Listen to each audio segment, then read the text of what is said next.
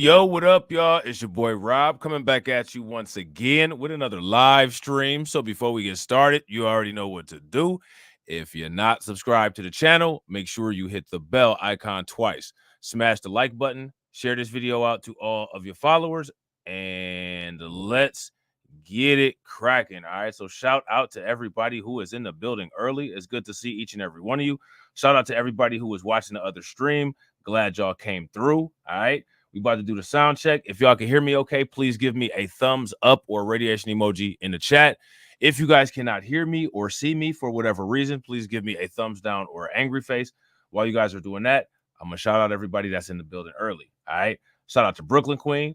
Make sure y'all throw some liking forces in the chat for Brooklyn Queen and forcing them likes early. Shout out to my man Shaka Nulu. What's good with it, bro? Shout out to Hurricane. What's good with you? Shout out to the specialist.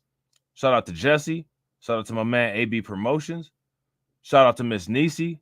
Shout out to Black Spider. Shout out to my man James Hudson. What's good with you, bro? Shout out to Roku Morrow. Shout out to Edward Berry.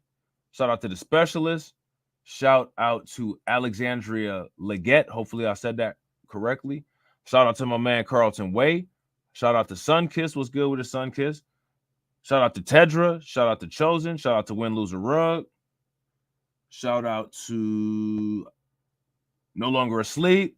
My man Terrence Hooker in the building. What's good with you, bro? All right. I think that's it. All right. So how many people heard about the JD Vance, quote unquote, exposure of Tim Walz? They saying that he got a little bit of a stolen valor issue. You guys heard about that? If you guys heard about that, give me a thumbs up. If you guys haven't heard about that, give me a thumbs down. We're going to get into that. All right, a couple things we're going to get into. We're going to get into Kamala Harris.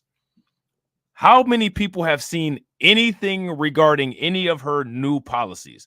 She now has a vice presidential candidate.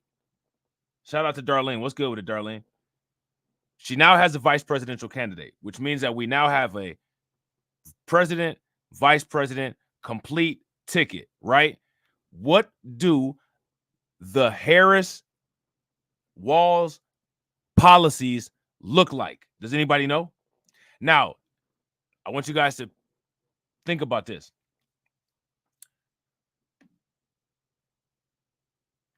Kamala Harris went and got this guy, Tim Walz, to bring the Harris Walz political spectrum further to the right. They want to bring them closer to being a moderate. I don't know if anybody is aware, but this guy's claim to fame is that he works very well with conservatives. He works very well with Republicans. Now, let me ask you guys this question. Coming from a standpoint of we're trying to get what we can from everybody, when it comes to issues that we have that we're specifically interested in, how receptive do you think that a quote-unquote conservative Democrat will be to those issues? That's my question. Shout out to Mike Nice. What's good with you, bro? She went and got a conservative Democrat. I want you guys to think about that. A guy who, based on his record, based on his past history, his biggest thing that he can brag about is that he works well with Republicans. That means that he's going to work well, telling us, I don't think so on a lot of stuff, right? Because we all know that based on the pattern, anytime it comes to anything that we need, we are always the first on the chopping block. Every issue that we have happens to be something that's divisive, something that doesn't bring the country together, yada, yada, yada. We've heard it all, right? We've heard it all. And it's always the things that we need that have to get cut for everybody to get along. Isn't that interesting? So let me ask you guys this. That being said, what does Kamala Harris's choice in vice president tell you about her interest in trying to do anything to improve any situations that we have going on? See, we got to look at it like that. We got to look at it like that. Now, here's another thing. I think that this was a really bad pick for her, this guy. Why is that? They're running on Kamala Harris with identity politics. Would you guys agree? The identity politics is what Kamala Harris is running on. She hasn't given us anything else. And she's struggling with the identity politics because, again, all of the questions that we laid out to verify some of the inquiries that we have, she has yet to address and she won't address. Who is she making the collard greens for? I'm going to ask this the 90 millionth time. Who is she making these greens for? Who did she cook them for? How did the red dot on your head turn into baptism or turn into being a Baptist, right? And where's the pictures of everybody in your families, in your father's side? Where's the pictures of you and your friends? Have you ever used a afro comb or a pick on your hair? You know what I'm saying? Like, it just, those kind of questions, stuff like that.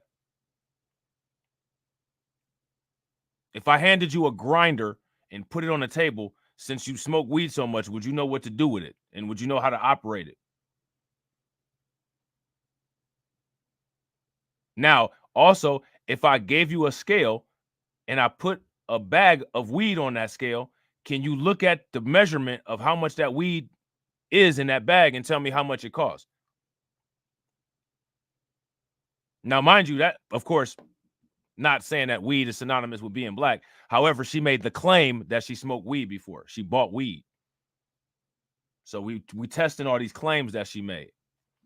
Because if you're not consistent on any of the claims that you made, how can we trust you politically? Yeah, 21 questions. She not going to like me like a fat kid love cake, though. You know what I'm saying?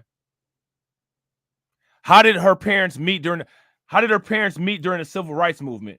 And how can an Indian woman that doesn't even have any visible black friends teach a child to be a black woman? Where did you get the black woman lessons from? Where did all this stuff come from?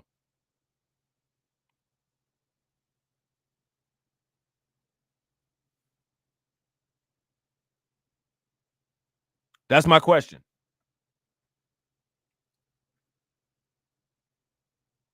I think she should be able to answer these questions.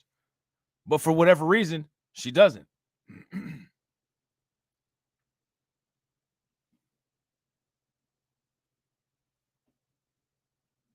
Now, here's my question for you guys.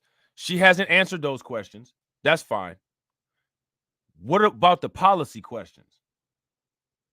Right. Shout out to Carlton. Where's the picture of her with the old photo of an FBA dad with muscles holding her as a kid? Yeah. Where's that picture at? Where's the picture of a lot of people that got problems with us asking questions? That picture of them with their dad too. I bet you they don't have a picture like that either. I got one with me and my son, and I got the original one with me and my dad. And I think the one with him and my granddad is at my grandmother's house.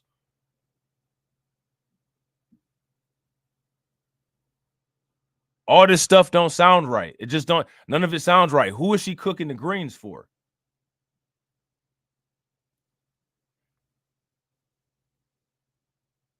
You know what I'm saying? Now, since we don't have any information on that, let's try to find some information on the policies. We already ran through the old policies, right? Now, this is an article from the Washington Examiner, and it says Kevin O'Leary says Harris intentionally won't release her economic policy. Now, I want to fact check this with you guys in the comment section. Has Kamala Harris released any economic policy? Do we know what she's doing as far as economics goes? Shakanulu said Indian greens. Right, right. What was that stuff called? SCO or something like that?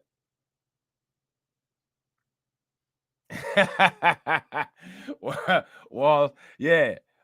Wall sit up there laughing like a drunk Santa Claus. Shout out to Greets. What's good with it, bro? So now here it says Shark Tank star and international businessman Kevin O'Leary, and shout out to DC Precise for this article, because this was DC Precise, said Wednesday that Vice President Kamala Harris has deliberately chosen not to publicly release her economic policy plans. So here's my question: and how are we supposed to know what to vote for? Or how are we supposed to be able to make a decision on what we're going to vote for? SAG, that's it. Yeah, you got it. Shaka, you got it. SAG, that was it. Them Indian greens. Yeah, and she did. This was a policy statement. Would you guys agree? DC Precise said she sure did. I'm not going to do something just for black people. No, yeah. That sounds like a policy statement. And it's stuck because she sure didn't do nothing. You know what I'm saying? Except for become black. It's intentional. She has no intention of putting any policy out there until this convention is over, O'Leary told Fox News America's Newsroom while responding to the fact that the Harris campaign website appears to contain no economic plan. All right. Former President Donald Trump leads the presumptive Democratic nominee by 12 points in a recent survey about which candidate is best able to handle the economy. But Mr. Wonderful said he works with close advisors to Harris who tell him all is smooth for the Harris campaign. They said, listen, everything is working now, according to O'Leary. We're going to strong arm the press on policy. We don't need to do anything. Harris's campaign is working, her advisors tell O'Leary, and there does not appear to be a need for the vice president to sit down and talk policy, he said. So apparently they're trying to justify it and say that she doesn't feel that there's a need to sit down and talk policy to anybody. Shout out to Patrick Tyler. Patrick said, Robb not dropping them greens. Yeah, we're not dropping the greens, bro. We're not dropping the greens. And shout out to Ricky Manor. If you want to continue to be able to speak in the chat, then you got to follow the rules. And like I said, don't be trying to cause beef between different YouTubers. Don't bring up other YouTubers in my chat. Don't call around lying, saying that I'm concerned with or saying stuff about what other YouTubers are doing. You do it one more time, the unit gonna get you out of here. Not only is the unit gonna get you out of here, you're gonna end up getting out of here, and your boy is gonna get blocked, and he ain't even do nothing. Where your boy at? Duke, ain't that his name? Mr. Duke? Yeah. So if one of y'all do something that's against the rules for you all, because you all are the only ones that have rules, because you're the only ones that act like you don't have any sense, so you got to be regulated. If either one of you all do something, you're both gone. Okay? And, I mean, I don't know. The unit might just get you out of here anyway. You know what I'm saying? I don't know. You know what I'm saying? I had to look at that stuff after the stream, but you've been told. You know what I'm saying? So now here it says they think they can raise up to 300 million before this whole thing that's going to happen this weekend is over. O'Leary said, that's an extraordinary amount of money. Then it's time to talk policy. Then it's time to go to the center. Then it's time to talk about the border. Now, let me ask you guys this. I think that she has some policies. Facts. Shout out to Carlton. If you guys agree with Carlton, give me a thumbs up. If y'all disagree, give me a thumbs down. Carlton said, wow, this Ricky guy came in here like a super coon. Facts.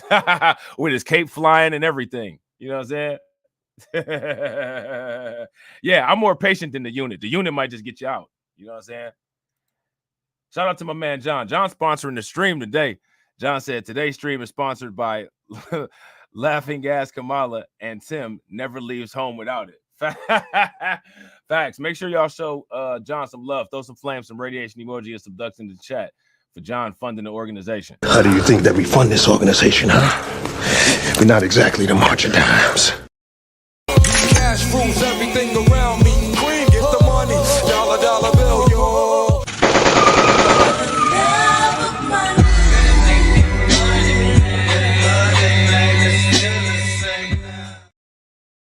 See, the unit them showed up. It might be too late for them. The unit showed up. It might be too late. We got the unit on the scene. You know what I'm saying? Shout out to y'all, man. I appreciate the super chat, bro. If y'all haven't smashed the like button yet, please take a moment, smash that like button. Also, if you guys haven't hit the bell, please take a moment, hit that bell. And also, please share the stream to your social media. Shout out to Don Love. What's good with it, Don? So now here it says Harris advisors have not told Mr. Wonderful where she stands on these issues because they are too busy raising money. I mean, I kind of think as a president, you got to multitask, but okay. No problem here, Houston. We're just raising dough. O'Leary described their attitude as you got to hand it to her. They're now talking within that campaign about a path to winning that they didn't even see 8 days ago. Well, I mean, they could be hallucinating. I don't understand how you see a path to winning at all if you don't even have any offerings of policy to show people. You know what I'm saying? So I thought that this was interesting about your girl, Kamala. Miss Lotus Blossom. Yeah, the whole unit is up in here now.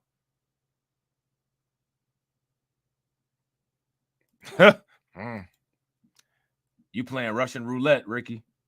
Good luck. You playing Russian roulette, bro. How many people heard about this? South Asians rally behind Harris. It's like a tidal wave. Maybe it's like a tsunami. You know what I'm saying? Let me see. Now, where did this come from? In the days before President Biden dropped out of the presidential race, a poll from Asian and Pacific Island American Vote, APIA Vote, showed a 19% drop in support for him among South Asian Americans. Now, hold on. Now, with an Indian American at the top of the Democratic presidential ticket, the phones of South Asian organizers have not stopped ringing. Now, again, this is what I've been asking, right? Okay, like we heard what the black people have said, right? We've heard what the black people have said. We've also heard what the Asian people have said. Shout out to DJ Elmo. What's good with it, bro? None of the Asian news mentioned anything about Kamala Harris being black. Did you guys notice that? The black people keep mentioning that she's Asian and black. The black people keep saying that. DeMarc Lamont Hills and all of them guys. But the Asian people ain't saying that. And the Asian people coming with the receipts from her old hood where she grew up at. So I wonder if any of these people will ask the Asian people about her heritage. I think that they should. Shout out to Black Spider. She the third stream sponsor. Make sure y'all show her some love. Throw some flames, some radiation emoji, and some ducks in the chat for Black Spider for funding the organization. How do you think that we fund this organization, huh? We're not exactly the March of Dimes. Get the money, y'all. There's poor people around. I'm rich, biatch! And shout out to my man John Guillory for enforcing the likes and enforcing the collard green validation. Enforce the likes and enforce the collard green validation. Put some collard greens in the chat. Put some collard greens in the chat. Now come on over here and cook them, Kamala. Hey, have y'all heard Trump been calling her Kamabla? Kamabla, like a mob, Kamabla. I don't know. I heard somebody that was mad about it. I think on MSNBC, the news anchor was like, and now he's calling her Kamabla. I was like, why? I wonder where he got that at, like, and why. I don't know what that means, but it was hilarious.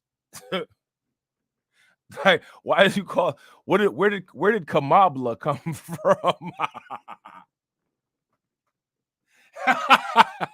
Where did Kamabla come from? Like, I don't know where that came from, but that was hilarious though. Shout out to Miss Niecy. Miss Niecy said the Democrat shills telling lies about Kamami being black, but not. Yeah, facts. Facts. I gotta agree. If you guys agree with Miss Niecy, give me a thumbs up. If you guys disagree, then give me a thumbs down. Don, you said you thought it was Kabbalah? I don't know. I could have sworn that lady on the news said Kamabla. I was dying laughing. How do you think that we fund this organization, huh? We're not exactly the March of Dimes. Cash rules everything around me. Queen, get the money. Dollar bill, yo.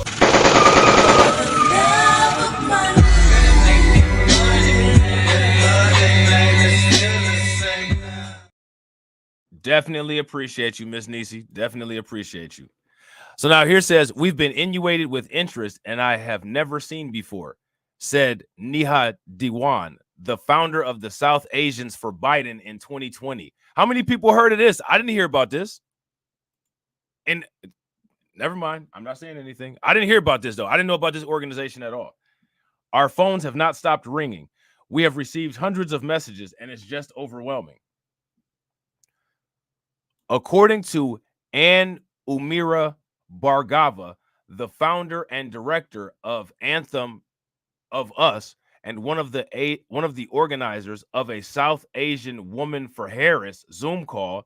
So we did hear about this South Asian Women for Harris Zoom call. It had been a tough year to get people excited to turn out and vote for Biden. That all changed once Vice President Harris started running for president. I think for young and old, it's been a very tough year to try and get people really energized. And I think what we've seen in the last 2 weeks is a real space for hope on multiple platforms, Bhargava said. All right. So now, again, when we talking about these Asian people, they're not saying anything about her black side. They're not saying anything about her black side. Yeah, I know that's not Ricky Manor, because the real actual Ricky Manor, once in a blue moon, he'll be in the chat. I know that's not him, bro. Yeah, and that's what we gave him a little speech about kind of being corny like that the other day. You know what I'm saying? Shout out to Edward. Make sure y'all show Edward some love. Throw some flames, some radiation emoji, and some ducks in the chat for my man Edward. This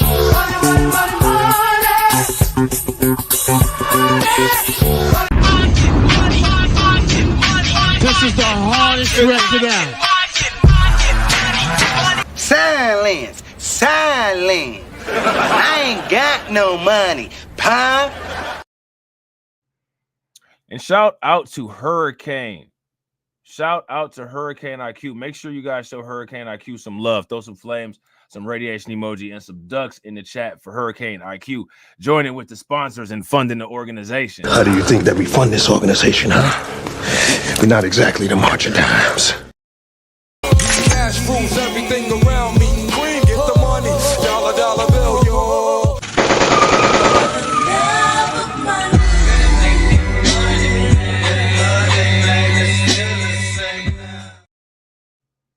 Oh, yeah. Shout out to DJ Elmo. Yeah, I believe it or not, we actually talked about that the night before it happened. But I did plan on doing another stream to follow up on that. You talking about Cori Bush, how the AIPAC basically bought her out. With yeah, on BLR1, it's a video about that. You know what I'm saying? It's definitely a video about that. How many people heard about that situation with Cori Bush?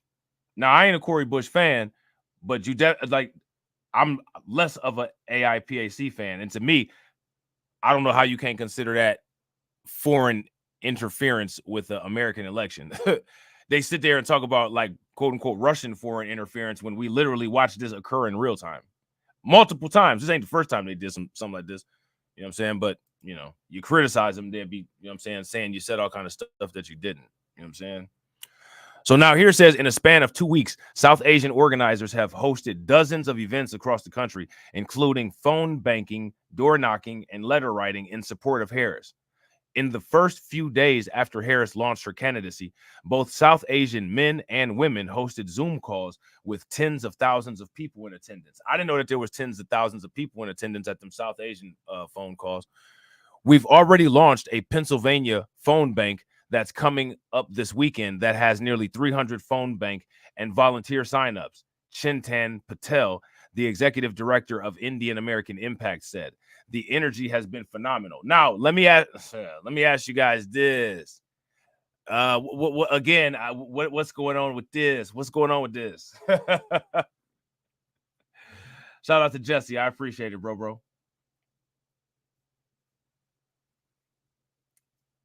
Hey. Facts. Shout out to my man, Alpha Male. Appreciate you, bro. Like, look, what's going on with this, man? South Asians have also been happy to see a multi-ethnic coalition form around Harris. I bet they are, because they're going to do everything for the South Asians and nothing for the black people involved. And shout out to my man Jesse for joining the membership.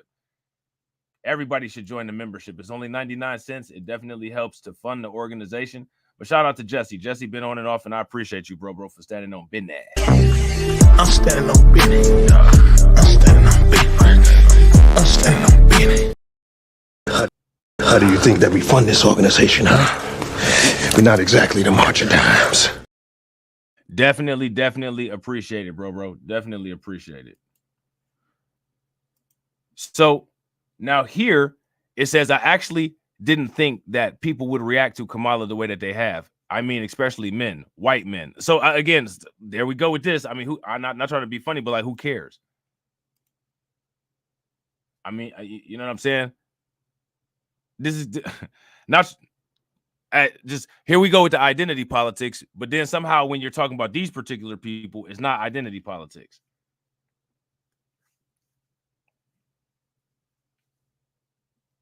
Somebody make that make sense. Seem like some people in the chat having a difficult time, man. I don't know if they can make troll accounts fast enough to keep up with the unit. How many of y'all think that they can make troll accounts fast enough to keep up with the unit? I don't know. I don't think it's not looking good because it's like a different one every single time. So the unit being efficient. You know what I'm saying? You'll be able to try again. And what is it, like 25,000 hours or something like that? Oh man. So now here it says, so that's actually really, really surprised me in a good way, and I'm really glad. Now they said here former President Trump ramped up the racial attacks on Harris, including a new line about the vice president attempting to hide her black ethnicity. That's not what he said, but okay. You know what I'm saying? So now the conversation is being shifted. We're talking about South Asian voters. when we were having these conversations about Kamala Harris, you know what's interesting about it is they market her as a black cartoon character, right? Would you guys agree? If you guys agree, they market her as a black cartoon character, give me a thumbs up. If you disagree, then give me a thumbs down. Now, they don't really market how she plans on providing policy to black people. I'm going to put on a black person costume because we know how much everybody loves watching black people. So we'll do that to keep the eyes on me. We'll form a fake coalition, right? And then it'll be another wasted 4 years.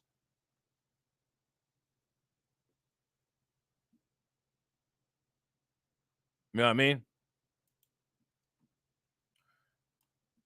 So now here it says, when you see Donald, for the racist xenophobe that you are, trying to pit one community against another with your divisive garbage. Harini Krishan, one of the co-directors of South Asians for Harris, told The Hill, Kamala Harris is a black woman, a South Asian American woman, and has spoken repeatedly with pride about both of her heritage and roots, and represents all of our communities in everything she is. And I disagree with this Asian woman. Like I said, she did not do a rally from a brothel yet. She didn't do a rally from one of those sex work massage parlors. She doesn't look at us the same way she looks at her Asian heritage. And I don't care what these people say. You want to try to represent us with one of the things that's been most damaging to us for a very long time, and you don't do the same with the other community? It's not true.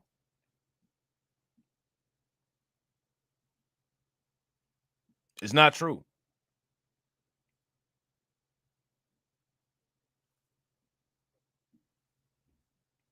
Yeah. I mean, why hasn't she done that?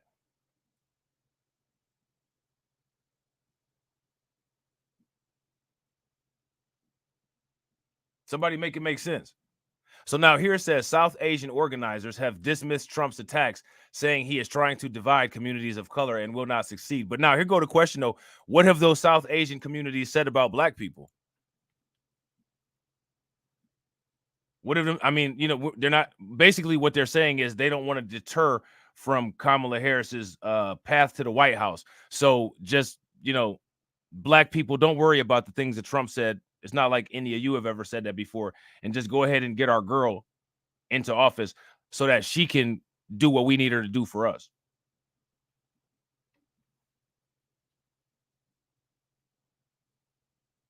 Because where's the policies at?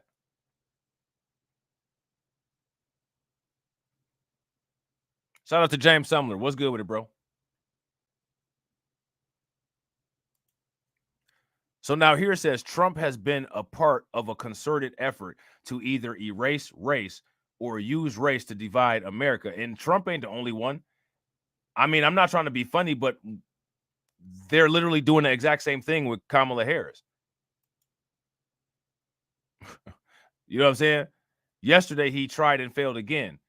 Bargava added, Vice President Kamala Harris and all of us in America are much more than the limits he imagines. Why do South Asian voters matter? Now, let me ask you guys this. How many articles have you seen that ask the question, why do black voters matter? If you do see any articles that talk about black voters, please make sure that you tag me in them, try to get them to me. All right. But how many of these type articles have you seen about black voters? According to the 2020 census, there are about 6.5 million South Asians in the U.S. Okay. AAPI Victory Fund co-founder Shikhar Narasimhan estimated there are about 750,000 Indian American voters in swing states, Michigan, Pennsylvania, Georgia, and Wisconsin. In Michigan and Georgia, there are more eligible South Asian voters than the margin of victories in the last election. In Pennsylvania, there are 85,000 eligible South Asian voters. Biden won the state by 80,555 votes in 2020, according to an August report from the AAPI data. close to 40% of those voters have never cast a ballot, Nara Simhan added. What you saw in that poll was a lot of apathy, he told The Hill, about the APIAV vote poll showing the dip in support for Biden. The switchover at the top of the ticket obviously is a plus. I think the question is, how do we ensure that for all that group that was apathetic or unenthusiastic or had sort of not paid attention, that we do not bring attention to this race and make sure that people know that somebody who thinks like us, who is a first-generation immigrant, is on the ticket. So, I mean, this is what they're saying in regard. So they're saying Kamala Harris, who thinks like us and looks like us. I'm just saying. Look at that. They said it right there in the article. Oh, shout out to Cameron. I didn't see that, bro. Let me run that back real quick. Make sure y'all show Cameron some love. Throw some flames, some radiation emoji, and some ducks in the chat for Cameron with the $5 super chat. Cameron said, remember she did the Chuck Taylors when she gonna do the flip-flops. Right. Facts. Make sure y'all show Cameron some love. How do you think that we fund this organization, huh? We're not exactly the March of Dimes.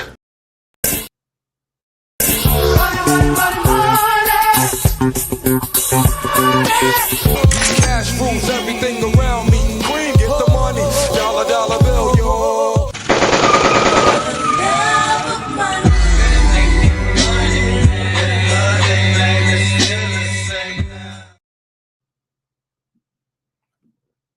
So now what do y'all think about what they said right here?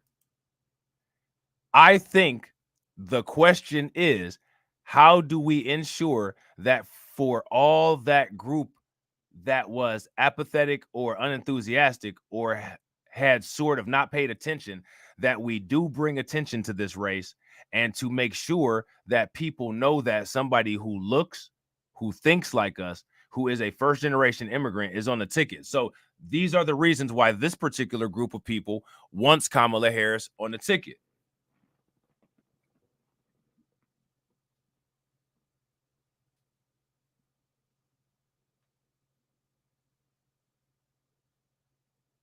Okay. So now here it says that's the effort that's going on, and it's very organic, and it's completely spectacular what's happening. Most of these organizing groups did not exist before Trump won the presidency, but in less than a decade, they have built themselves up for a moment like this. According to Patel, South Asian organizers were ready to hit the ground running. So here goes my question. How many people knew that all of this stuff that these South Asian people were doing all this stuff?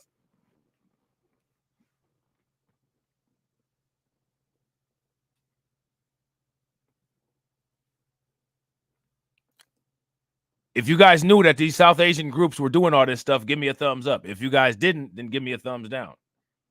Yeah. We're still on policy watch. Where's the policies? You know what I'm saying? When I first ran in 2010, none of these groups existed. Representative Amy Berra from California said there was very loose infrastructure within the South Asian or Indian American community. So a lot of it was just going out and trying to find a handful of folks that were involved in politics, more involved in the donor community, and building some of that.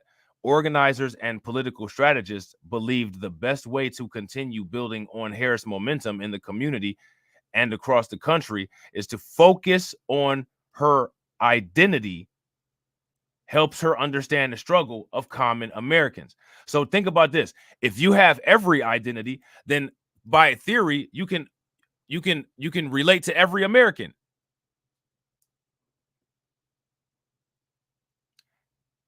Fluffy said VPs usually don't make policies. Is she running to be the VP?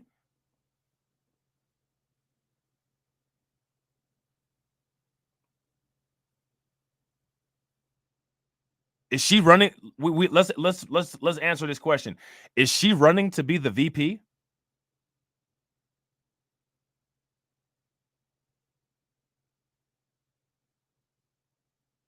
Now, if I'm not mistaken, I'm pretty sure I didn't say Tim Walz doesn't have policies, right?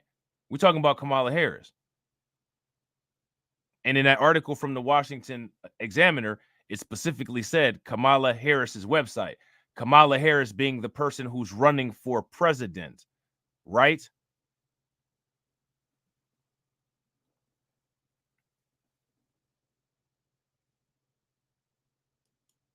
So we gotta deal with that before we move further.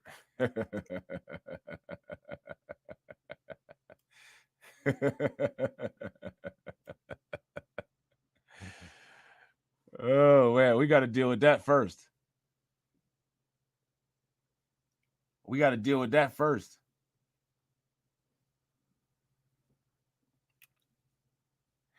And when we figure that one out, when you respond, I want you after the response to comma dumbass again, okay?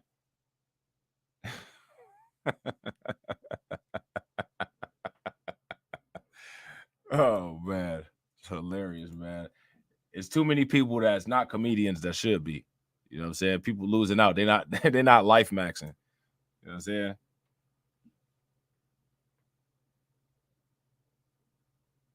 There's no link. You didn't put a link in the chat.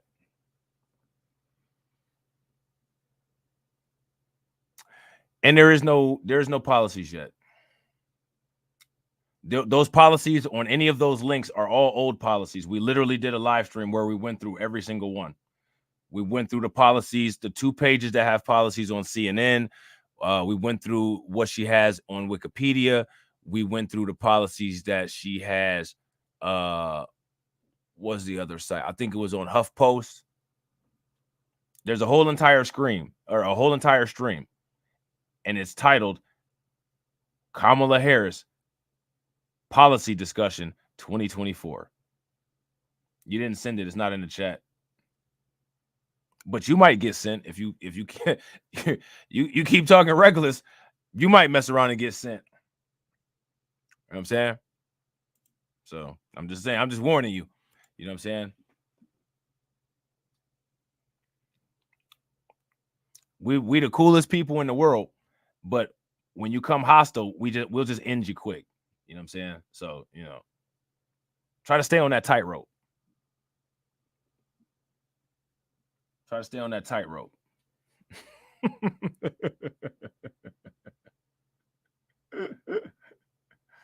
Oh man. I didn't know who's supporting Trump? Why would I tell you a policy that Trump passed that benefits the country when I'm not voting for Trump, like I've said a million times, and I don't support Trump? I don't need to tell you a Trump policy because you're in your feelings about Kamala Harris. That doesn't make any sense. What kind of sense does that make? I need to give you on-demand Trump policies of a candidate that I don't even support.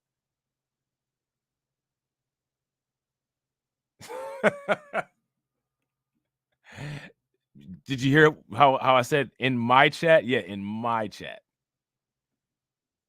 You know what I'm saying?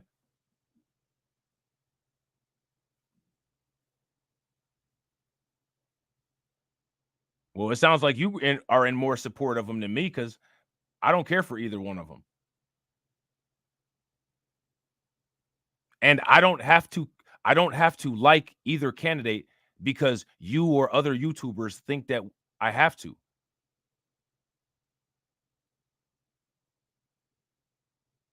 Like, do you understand that?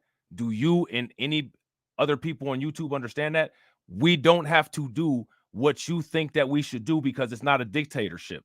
And none of you guys are going to come anywhere and make anybody do anything. That's it. Yeah, exactly. Shout out to Shaka. Shaka said the only reason I even pay attention to some politics is because of union. Facts. I pay attention because I'm an investor. You know what I'm saying? And because of my career.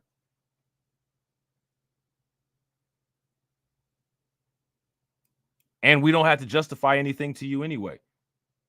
You do realize that, right? and black people aren't a monolith. We got people in here that are going to vote for Kamala Harris. We got people in here that are going to vote for Trump. And we got people that are in here that are going to vote for the couch. This ain't your typical YouTube channel. But you are a typical troll, which means that the timer's ticking. So now here it says, life is a powerful tool. While many South Asian, and I want you guys to pay attention to how they keep identifying with the South Asian thing. And do you guys notice they only brought up the black part when it came to defending from Trump's attack?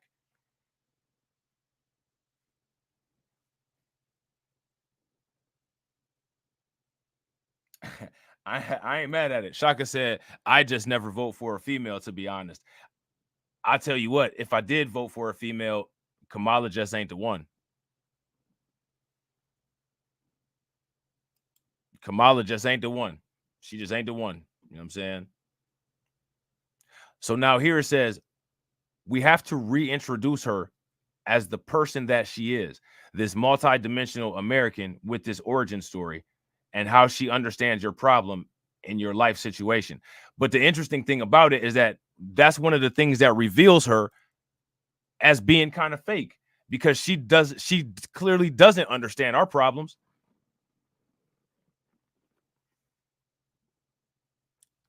What has Kamala Harris done?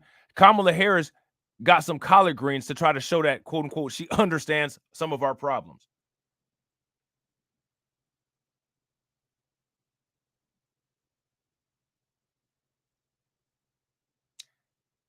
Hey, shout out to Hurricane. It's up to y'all's discretion, but make sure that y'all just do the max timeout. Don't block anybody like permanently. You know how it says like hide on the channel. Just do the longest timeout that you can do if that's what you want to do. But it's up to y'all's discretion. You know what I'm saying? If they can't follow the rules, or you know what I'm saying, they want to act like animals, then you got to treat them like animals. You know what I'm saying? Yeah, hot sauce policies, facts. I gotta agree. If you guys agree with Patrick, give me a thumbs up. If you guys disagree, give me a thumbs down. Patrick says, to her, we are the problem. Right.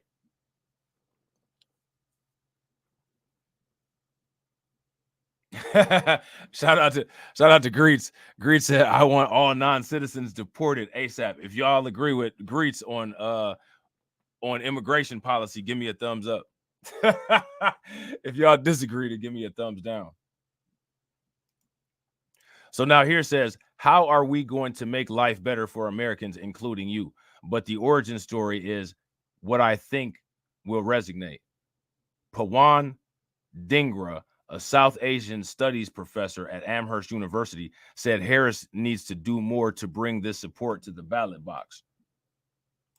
She can talk about the issues that people care about, not as in general a policy way, but also lean into them in terms of how, as you know, an immigrant child, a child of immigrants, as an Asian or as an Indian American, how these issues matter to her. So again, they care so much about both identities, but they're not really saying too much about both identities. Shout out to Cindy. What's good with it, Cindy? So again, this is what I was saying the other day. Pay close attention to how when the Asian people talk about her, it's very different. When the Asian people talk about her, you know what I'm saying? That's all they talk about is the Asian part. They never bring up anything else.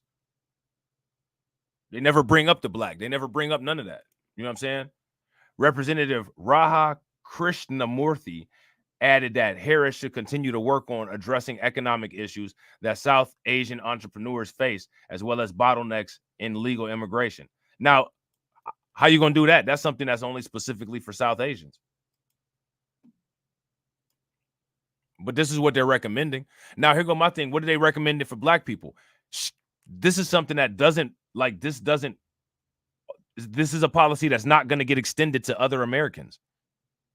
But she told us that the only kind of things that she would be willing to do for us are things that if she does it for us, she has to do it for everybody else. Now, if they do this for these people here, what are they going to do for us that is the same? Oh, that's right. It's not a reciprocal thing. Everything that they do for us has to be done for everybody else. But what they do for everybody else is able to exclude us. Okay? And this is what's very important. energized by youth voters and people concerned about Gaza. So here we go with the people concerned about Gaza. Now, how many people heard about how Kamala Harris got heckled when she was in Michigan? Did you guys hear about that?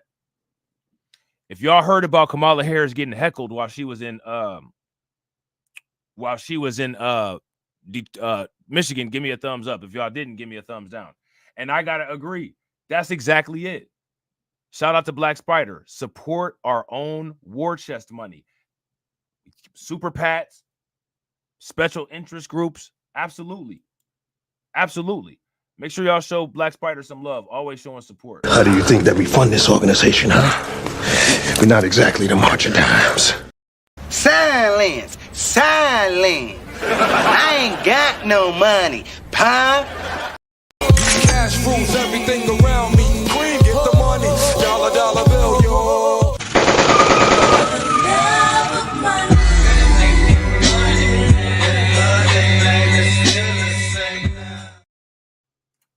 Shout out to Shaka. I actually agree 110%. And the thing is that people will get mad when they hear that, but look at what the evidence shows. What does the evidence show? Shaka Nulu says it's delusional that black people think either party is going to do something specific for blacks. We know the game, or do we? If you ask me, no, we don't know the game. Because the thing is that if we knew the game, we would know how to do the pay for play and get what we need using the workarounds and not really being so direct where they can directly be like, nah. You know what I'm saying?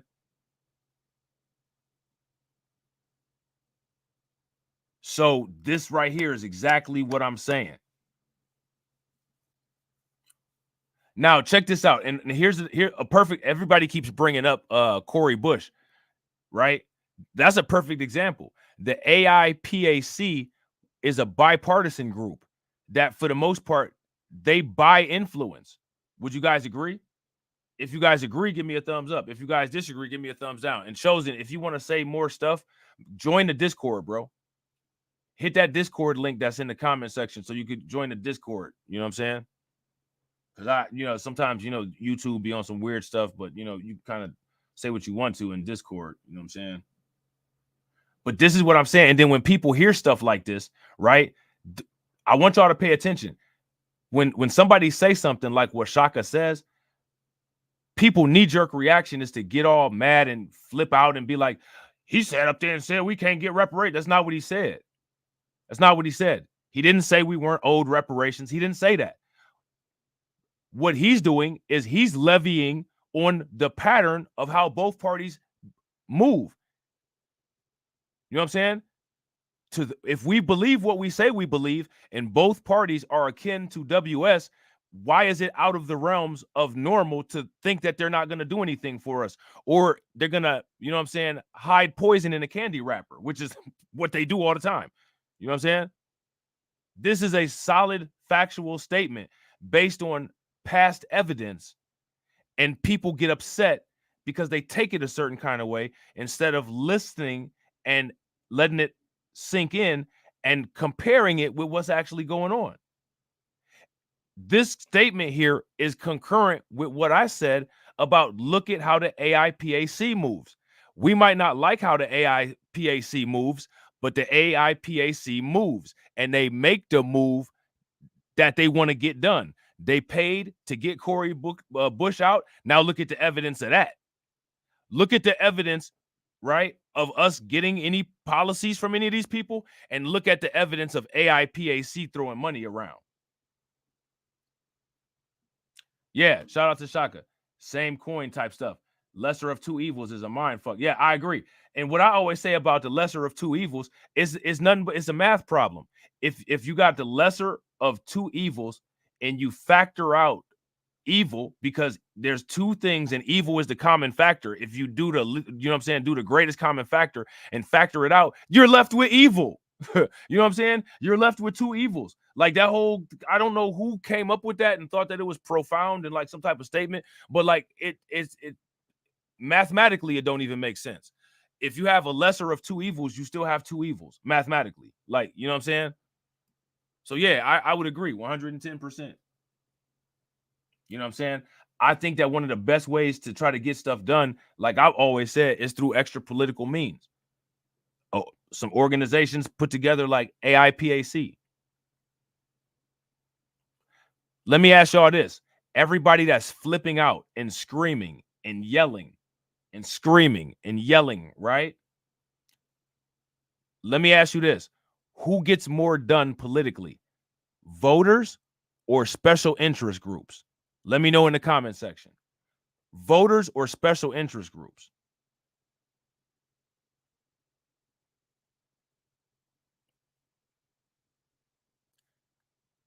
Special interest groups are able to manipulate and have closer access to the people than the voters are. A voter may never see a politician. You probably work hand in hand with the politician if you work for that special interest group. And this is one of the reasons why I say that's the kind of thing that's most important for people to try to develop and also understand both sides of politics so that you can optimize both sides. See, AIPAC, they optimize both sides. They'll pay for a Republican and they'll pay for a Democrat. They got us believing this game of it's one side or the other when it's really not.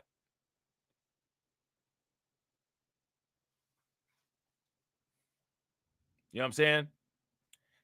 And if you guys agree with win, lose, or rug, give me a thumbs up. If y'all disagree, give me a thumbs down. Special interest groups get vastly more accomplished. Exactly. A perfect example of that is Cori Bush. We just seen it in real time.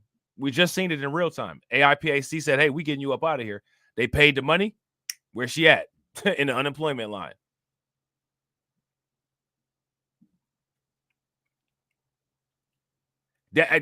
Bro, you preaching to the choir right now, bro. Just look at the two groups in the U.S. that have the power. One group is only like 1% or something. Yeah, and who are the politicians that are a part of that group? They don't really have a lot of politicians that's a part of that group all the time, but because that group is able to buy, pay, and manipulate, for the most part, they get them by extension.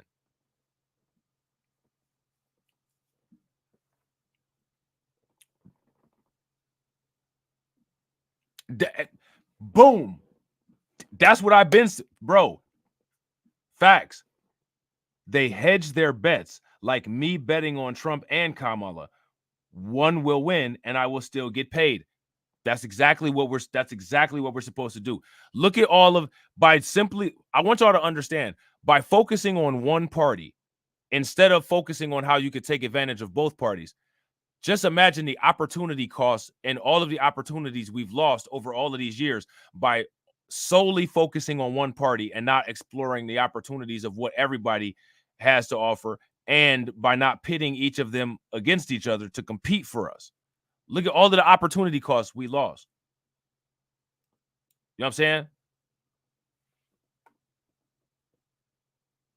Like, imagine a Marvel universe where we actually did politics right and we had the Democrats and Republicans competing for our vote instead of us, for whatever reason, acting like we're prisoner and we only have one option.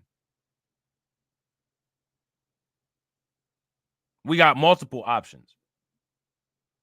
It's just that people tend to not think, exponentially. They tend to think linearly. You know what I'm saying? And people got to get into the habit of thinking linear, or they got to get in that habit of thinking exponential. They got to get in the habit of thinking logarithmic. You know what I'm saying? Not just linear. Everything ain't a straight line. It's not point A to point B. You know what I'm saying? You can have quantum. We got to start thinking using quantum tactics. You know what I'm saying? Decision trees and stuff like that. Strategic planning. Non-pragmatic. Facts. We put ourselves in this box of acting like we only got one choice. That's not true. We got all kinds of options. All kinds of options. We can do whatever we want to. And I got to agree. Shout out to Shaka. Pragmatic voting is the key. And also political investment. Now, look, if pragmatic voting is the key, then pragmatic voting and political investment, that's one of them door fob things. You know what I'm saying? And the automatic engine start. You know what I'm saying? That's what people gotta do.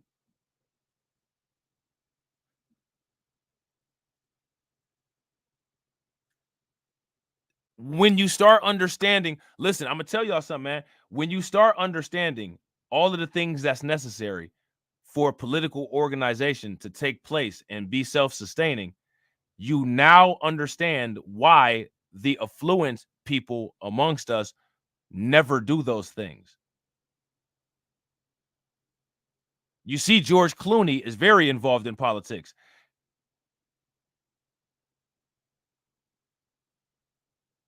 What about the affluent people on our side of the track? Shout out to MD Williams. What's good with it, bro? Shout out to Win, Lose, or Rug. Win, Lose, or Rug said the boule, the bourgeoisie, the shills, they all sold us out. Bribed women to shame men. Funded platforms to deem diverse information as misinformation. Yeah, facts. Got paid trolls coming in here saying that I'm telling y'all to vote for one person versus vote for the other. What do my merch say? My merch say vote you no matter who. Right?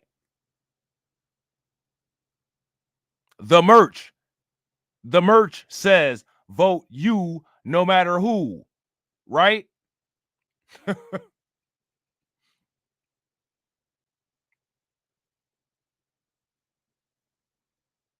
False dichotomies, facts. Shout out to Cindy. Cindy said, so question, I've listened to the Blacks Against Kamala Zoom call, and they've outlined Trump's plans for Black Americans. Do y'all think both sides fight against Trump because they can't make him benign neglect? Now, I think he could benign neglect if he wanted to. Honestly, I think actually Trump is benign neglecting. I think that, like, until we get special interest groups, no politician is ever going to matter. Until we're able to utilize special interest groups and financial machinery and political machinery to be able to negate some of these things that we got to deal with, we're going to automatically deal with benign neglect from either party, either side. Trump benign neglects all the time. You know what I'm saying? And I do agree. I do agree with this, Cindy, with his narcissistic tendencies. He's more likely to do it for credit and to tick them off. I do agree, but my concern with that would not be him. My concern is we saw a situation where that could have taken place already, and the individual who was in charge of that dropped the ball.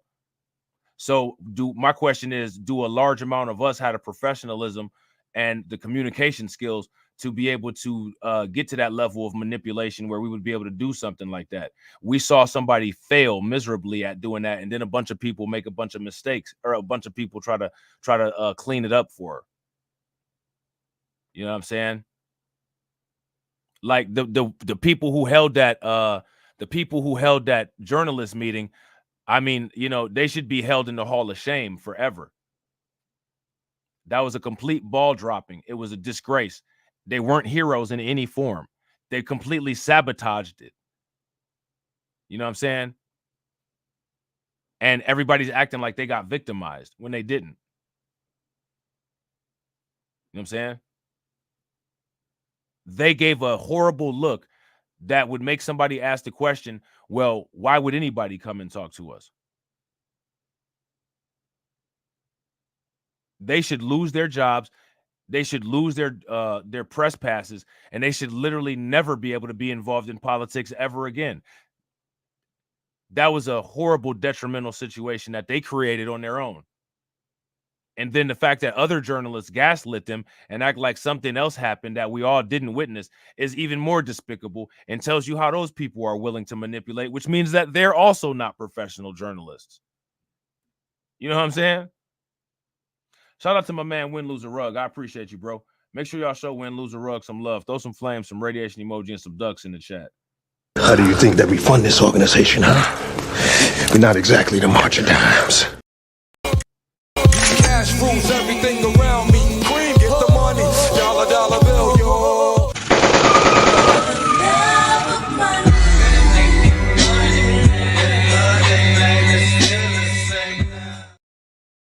Wendell's a Rug said people like Mark Lamont Hill, Roly Poly Martin are invested in not letting the right feel like they've won. They can care less if Black Americans receive anything. I agree 100%, bro.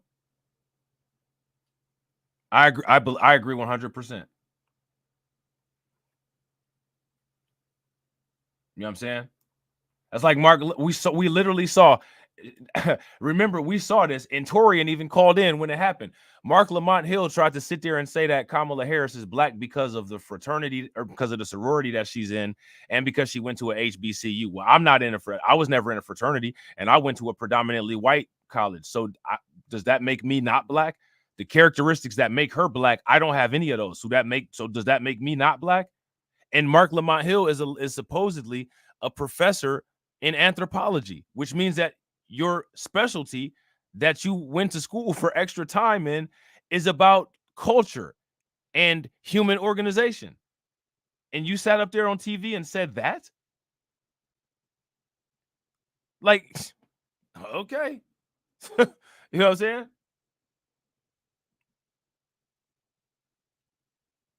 That we said the same thing.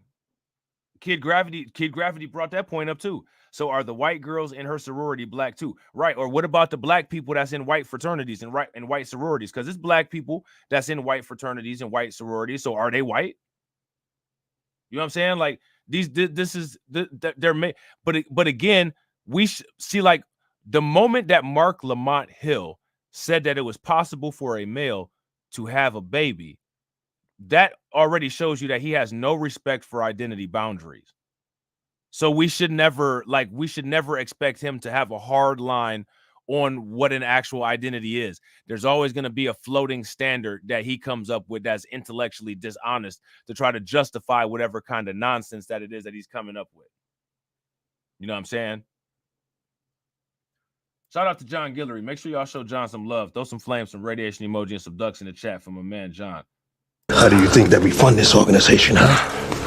We're not exactly the March of Dimes. Get the money, y'all. There's poor people around. I'm rich, biatch. Silence. Silence. I ain't got no money, pa. John said, bro, in my life, I practiced this. I donated money to a mayor campaign and the brother won.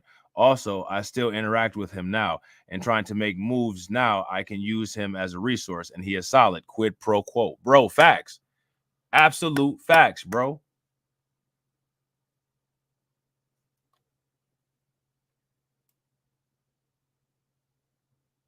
You know what? Let me shut up. I'm not even going there. All I got to say for Sassy, go and subscribe to the LGTV channel. And when we get to that, when my brain is not just where I can't tolerate talking about that kind of stuff, we'll actually talk about that.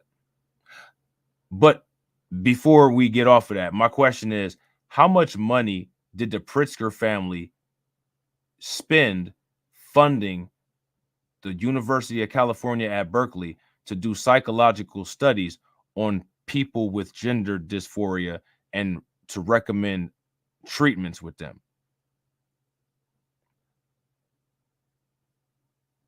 Look. Men can only have installed uteruses, and there's other things that men need to be able to have a child as well. If a man has a uterus installed into them, that doesn't make them able to have a child. There are women that have all the sex organs and reproductive organs necessary to have a child, and even they can't have children.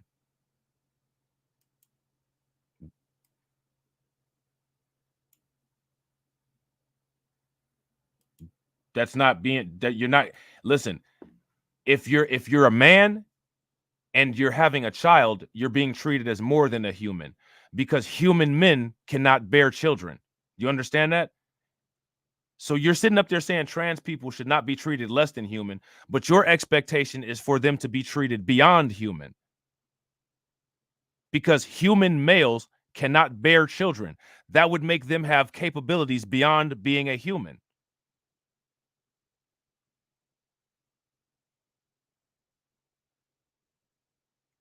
It's never an issue of them being treated less than human.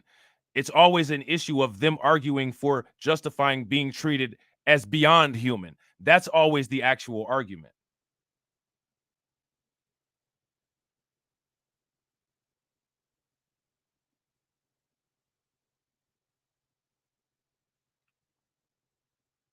So do you want to do the XY thing? Since now we can't use terms. Like, this is ridiculous. This is ridiculous. Now, regardless, you're still not able to change. You're not able to debunk my point. The only argument that those people have is that they want to be treated beyond humans. They want to be able to be capable of doing things that humans are not able to do.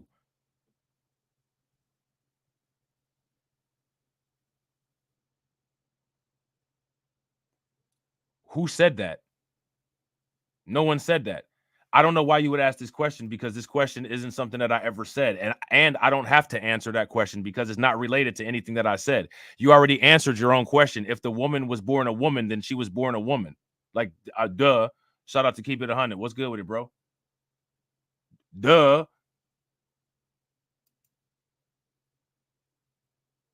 And that woman was born. It wasn't altered.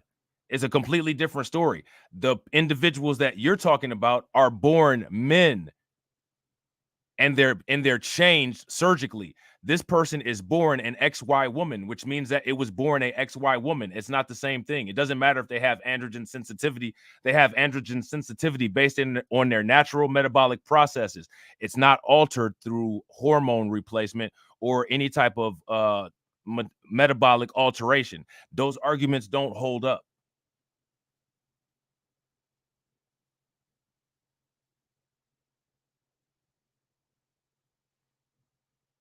Those arguments don't hold up.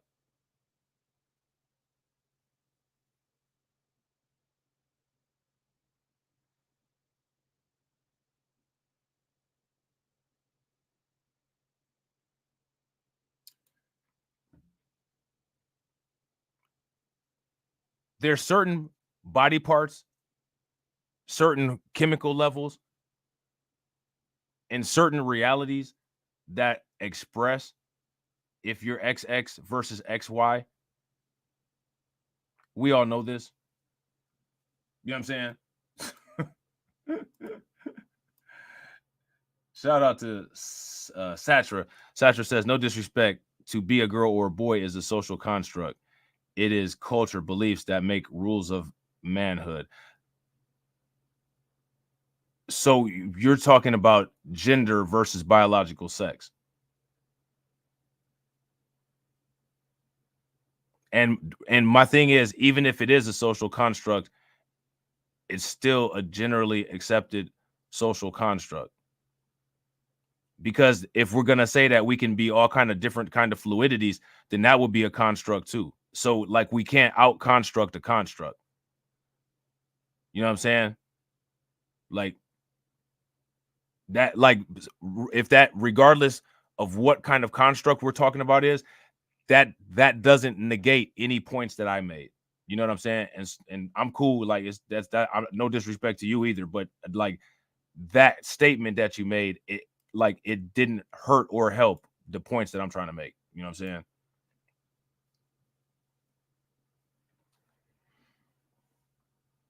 You're not going off on advanced biology. That's not advanced, bro. Like chromosomes and codons and DNA and RNA, that's not advanced biology, dude. That's like 5th grade biology. You know what I'm saying?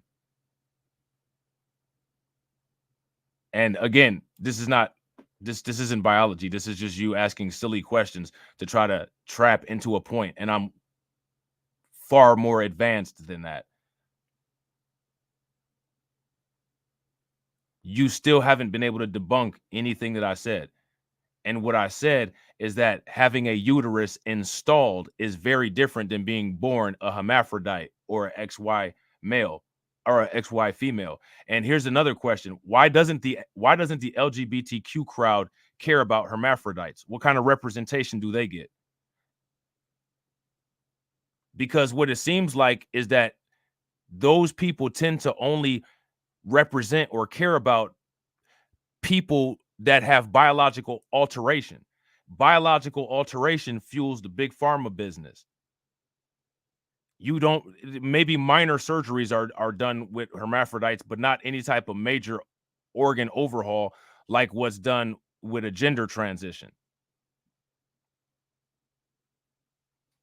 So when you deal with somebody that doesn't really take much surgery or much intervention, you're not really going to be getting much insurance reimbursement. So it's not a lot of money in it.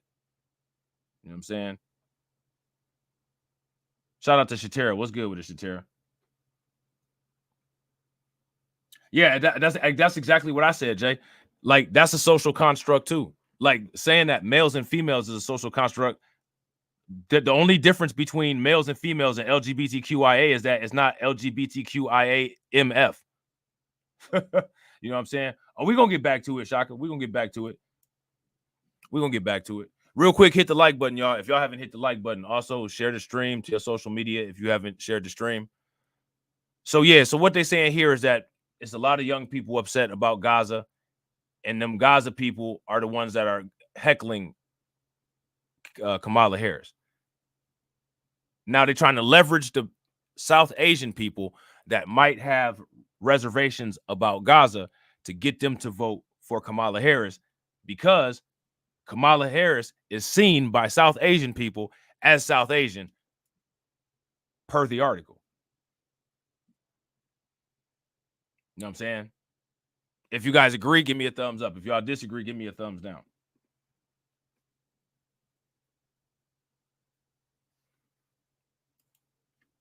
Shout out to Satra. Satra says, science, there is an X gene, mutated X gene, that there is no such Y gene. The Y gene is a mutated X gene. So all of our females, mutated X females, have limitations. But that still doesn't change. That doesn't change anything. That's not the only thing that has a mutation that changes stuff. You know what I'm saying? What you said about like those being science, those are actually science. You know what I'm saying? Like, get like a mutated carbon dioxide molecule is a carbon monoxide molecule. Like, it doesn't matter. Like, it still exists and it's still in science and it still is accounted for. So just because there's an X chromosome and a chromosome that is formed different and it's a Y chromosome, that clearly means that Y chromosome makes a difference in the proteins that it produces. So just because it's a difference, it doesn't mean that doesn't mean anything. It's not special. It's just something that happens in nature. Stuff gets mutated all the time. You know what I'm saying? We live in a world where we got a lot of UV and X-ray light that comes in, and it knocks off an electron on the valence layer all the time. That's why they ask you to take antioxidant vitamins. You know what I'm saying?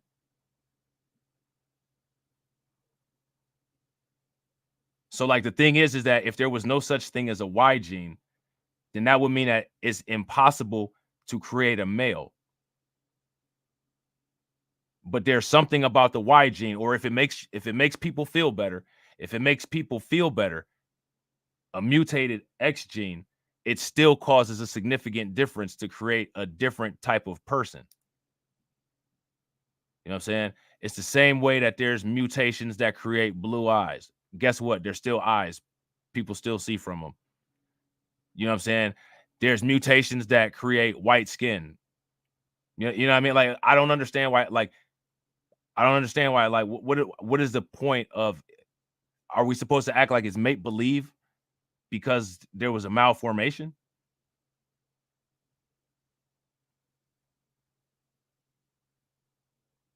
So if it doesn't exist, then how do men exist? Regardless of what you want to call it. Like I said, if it makes you feel better, we'll call it a malformed X gene. The malformed X gene still creates a different person that doesn't qualify as a woman. It creates a different person. You know what I'm saying? Did you know that a mutated fungus is a plant? Like, guess what though? It's still a plant. It's just a different place on the animal kingdom. A mutated arthropod is an arachnid. Guess what? It still exists. You know what I'm saying? Like a mutated insect is a crustacean. You know what I'm saying? Like a mutated stem cell is cancer. I mean, like, I don't know. I don't know. I don't understand why people use those kind of arguments, because they don't prove anything. Like, bringing that up is fine, but it doesn't prove anything. We can't sit there and say that something's not real when we see it, and it qualifies for literally every qualifier of real. You know what I'm saying?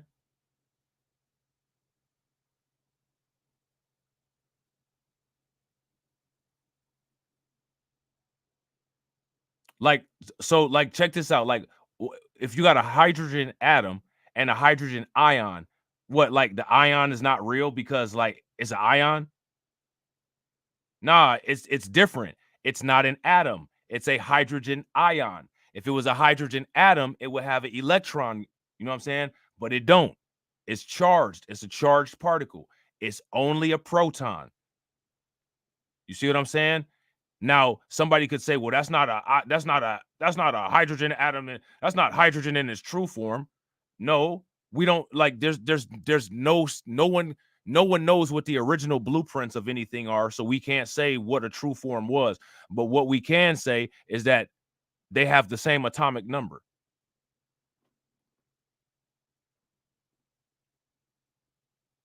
You know what I'm saying?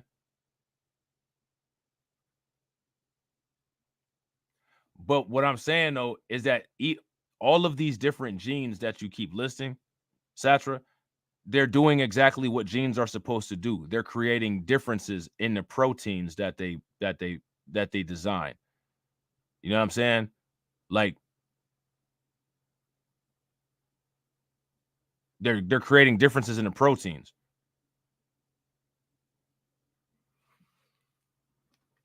Like, you could be like, well, there's a XYZ gene. I mean, I'm not gonna argue with you, but it's gonna create a different protein. You know what I'm saying? Like, this is what I'm saying about that. Like, I don't understand why people do that. Shout out to Kirk. What's good with it, bro? That's like somebody be like, well, ozone ain't real oxygen. Ozone ain't real oxygen. Yeah, actually it is. It's just in a different form. You know what I'm saying?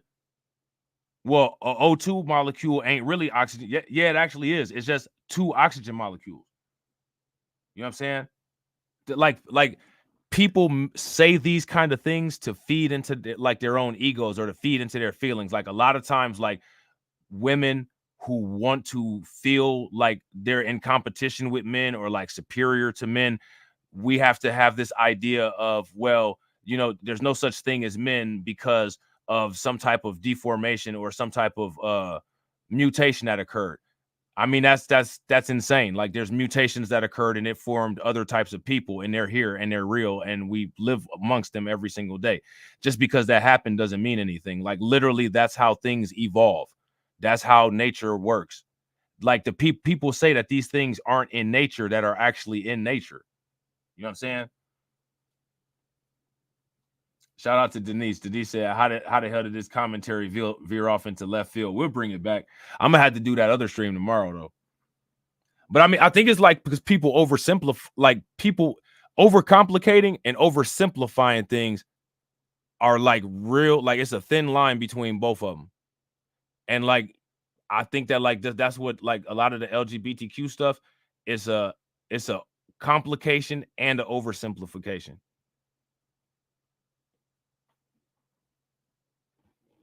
Shout out to Cindy. Cindy said, "Don't come for Rob. People don't know." Yeah, none of that stuff is going, like, it's not gonna do anything. You know what I'm saying? Like, it's not gonna do anything. I don't understand. But to me, like, I don't understand how people let people get away with them type of arguments. You know what I'm saying? Like, has that argument ever, like, stopped anybody in their tracks? Like, when y'all been having a conversation about gender or anything? Like, you know what I'm saying? Because that, yeah, you know what I'm saying? Like, oh, you sorry, you met the final boss. You know what I'm saying? Shout out, shout out to Kirk. Kirk said, I don't know the topic, but I'll say this: new wave feminism is all good until you get in the face. Yo, facts. If you agree with Kirk, give me a thumbs up. If y'all disagree, then give me a thumbs down. And make sure y'all show Kurt some love. Throw some flames, some radiation emoji, and some ducks in the chat for Kurt. How do you think that we fund this organization, huh? We're not exactly the march of dimes. Cash rules everything around me. Queen, get the money. Dollar bill, yo.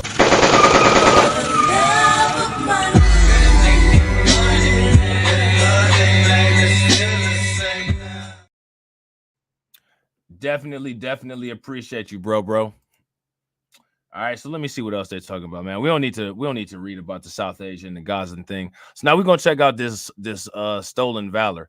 I think that was actually a good little derailment because it was an interesting topic, and like this article got boring. Like, we get it, man. The Asian people claiming Kamala. I think we got it. Like that's like the main idea, right? You know what I'm saying? That's the main idea. So one of the critiques that they got about your boy, Tim Walz, is that, quote unquote, he let BLM burn down Minneapolis. With us, let's get your reaction to Kamala Harris picking Tim Walz as her running mate. What's your take? Well, listen, it's not surprising. Both Kamala and Tim Walz are hard left. Now here go my thing, right? Like Tim Walz is not really hard. Now you're talking about Ted Cruz. Ted Cruz is a person on the right. So anybody that's on the left, Ted Cruz is going to think this person is far left, right? Because he's on the right. So anything to the left is going to be far left unless it's a moderate, right? Now, the thing that's interesting about this, right? And this is, if I was trumping them, this is what I would get Kamala Harris on.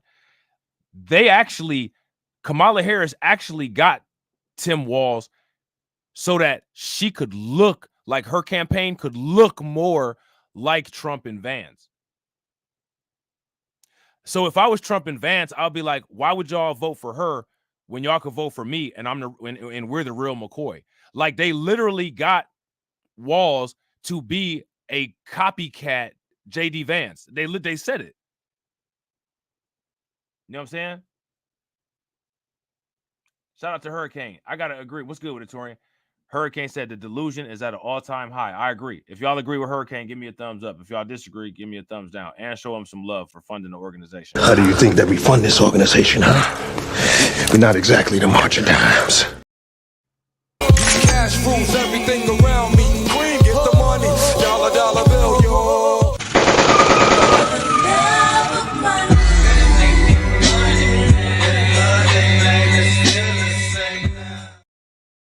Shout out to First Last. First Last says, till Walz supports tampons in men's bathrooms. Now, here's the thing, though. I mean, you know what I'm saying? Like, when it comes to LGBTQ issues, people on the right are far left, too.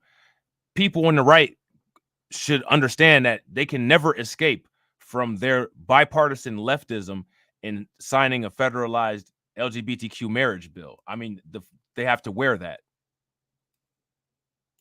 You don't get to call somebody else far left when you sign the LGBTQ marriage bill along with them. You don't get to do that. And if you try to do that, you always got somebody here like me that's going to remind you. You know what I'm saying? Welcome to the program. We appreciate you being with us. Let's get your reaction to Kamala Harris picking Tim Walz as her running mate. What's your take?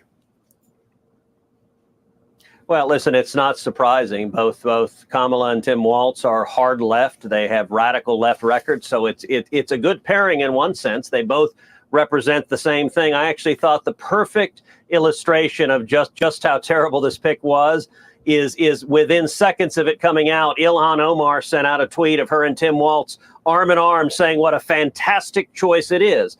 This is a nod to the left wing of the Democrat Party. This is a nod. Which is interesting, right? See, and again, Ted Cruz, like, none of these people are smart. Like, the reason why Kamala Harris got him is because he's further to the right than her. they branded Kamala Harris as the most moderate, or they branded her as the most liberal senator. You know what I'm saying?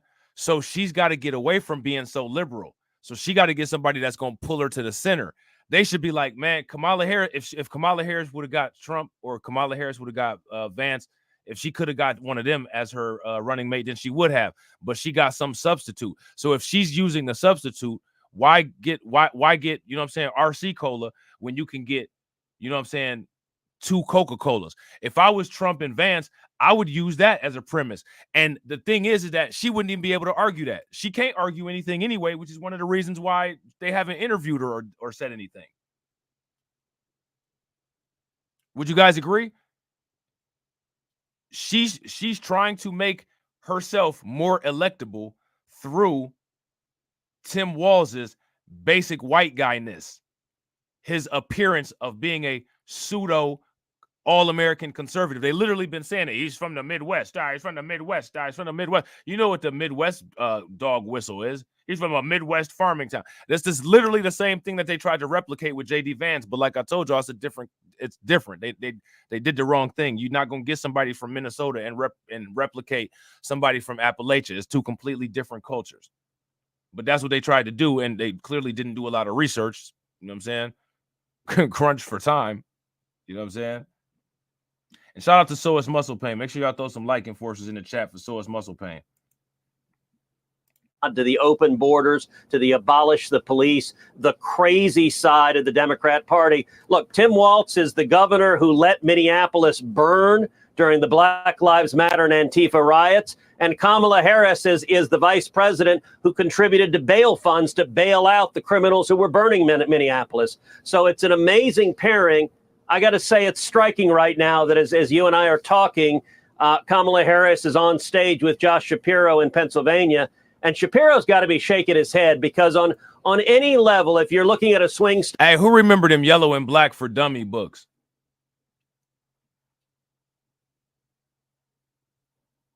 Right. In the Midwest, we say the further north you go, the further south it gets. Facts. Facts. Everywhere is south of somewhere, just like everywhere is north of somewhere. You know what I'm saying? Who remember them 4 dummy books? They got Kamala Harris reading How to Be a President for Dummies right now. She ain't allowed to do no interviews until she finished. State, you wanted Josh Shapiro in Pennsylvania. If you're looking at someone who campaigned as a moderate governor, you wanted Josh Shapiro in Pennsylvania. And they floated it. They were leaning towards it. If you're looking at who the donors wanted, they wanted Josh Shapiro in Pennsylvania. And you know what happened? The pro-Hamas radical left of the Democrat Party said, no, you're not allowed to be Jewish and on the Democrat ticket. And I think that is a very sad day when the Democrats give a nod to the pro-Hamas wing. And if Josh Shapiro's name were Josh Smith, he'd be the VP nominee or named right now. Before we go and talk about the stock. Now, that's what do you guys think about that? This is the woke right here.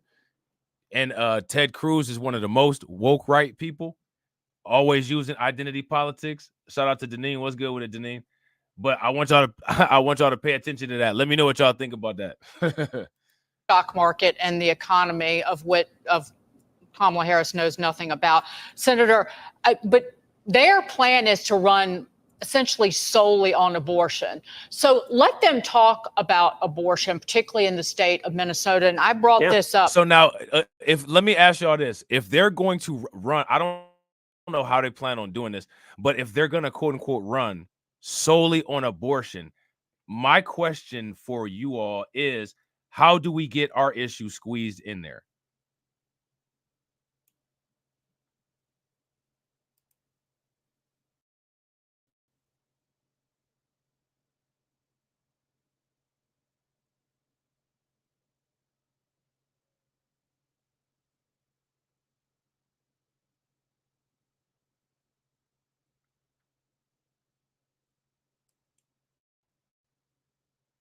That's my question for you guys. How do we get our issue squeezed in there? And here's the even better question. If the candidate that she has picked is an individual that's further to the right than her on the issues that we're looking to get past, is he going to cooperate? So what I find interesting is that for a lot of the policies that we would want to come to her for, with this new VP pick that she has, it's almost like she kind of has it deadlocked. She put a gate up. If that makes sense, give me a thumbs up. If it don't make sense, then give me a thumbs down. Minnesota is one of 7 states plus DC where this is how they like to refer to it. No limit on gestational duration, which means in Minnesota, signed by this governor, a woman can have an abortion up until the moment of birth. There isn't even a limit on the viability of a child, when a child could live on his or her own, that abortion would not be illegal. I'm not hey man, I'm not trying to be funny, man, but if I was these people here, if I was these folks over here, I would never even be thinking, you know what I'm saying, about no abortion. These folks over here, they should be living life like I got 24 hours to live on by the locks playing at all times.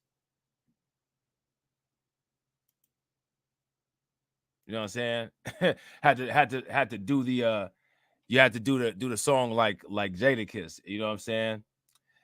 We might not reproduce, it's a maybe. You know what I'm saying?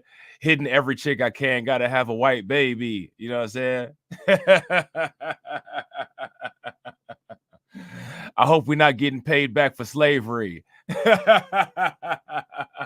Them birth rates, that number going down crazy. Got 24 hours to exist. What do we do? Who do we free? Who do we pay?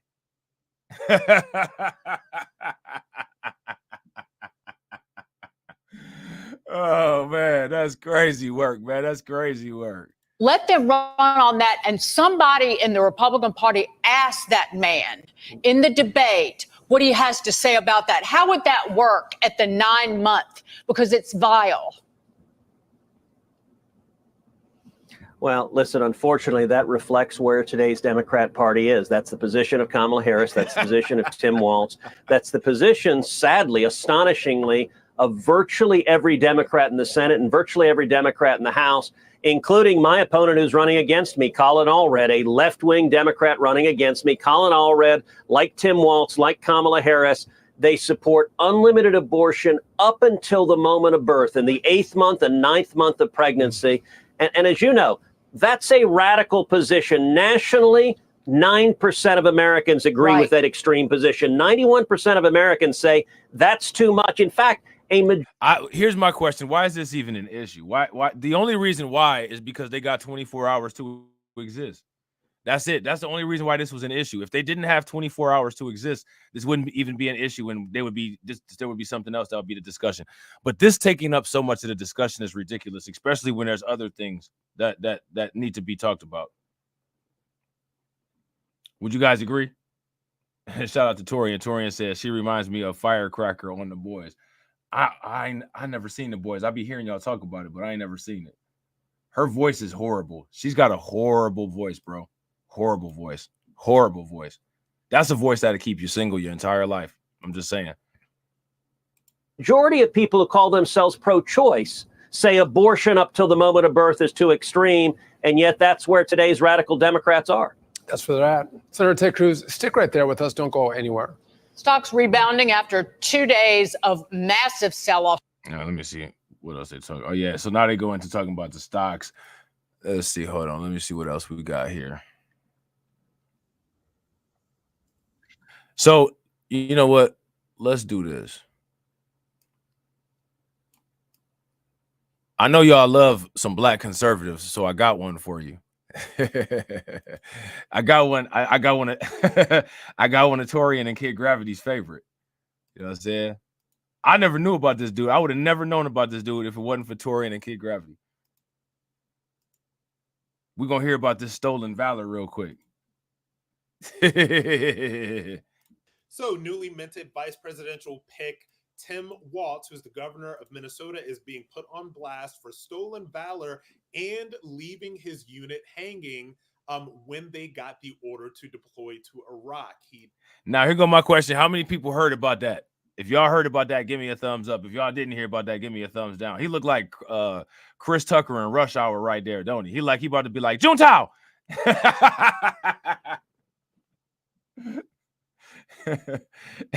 He looked like he he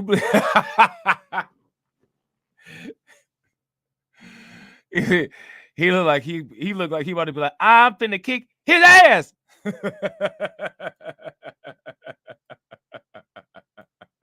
What kind of shit is that?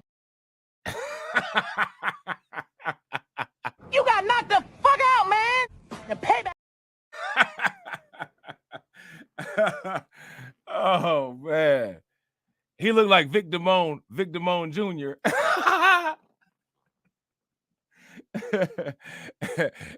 You know, I was friends with Sammy Davis Jr.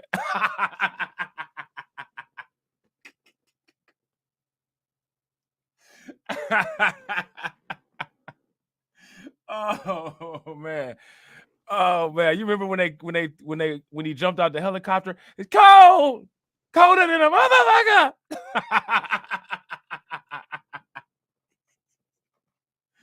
Oh man, that's hilarious. Shout out to John, man. John holding it down today, man. Make sure y'all show John some love. Oh shit. I think I just got committed to something that I didn't know was going on.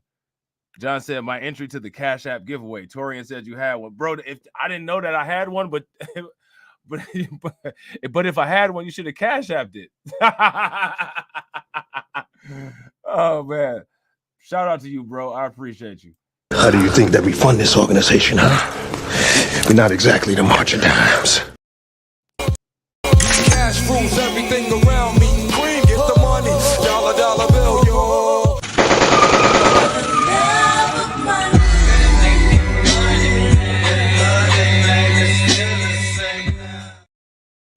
Sean said, "I want my cash prize." Oh man, we're gonna have to see. We're gonna have to see. Black Spider said, "I want to order one rib." Y'all remember that from I'ma Get You Sucker? Hey, that's what. Look, hey, y'all remember on I'ma Get You Sucker when Keenan Ivory Wayans was like, "They shooting." That's what Trump was doing.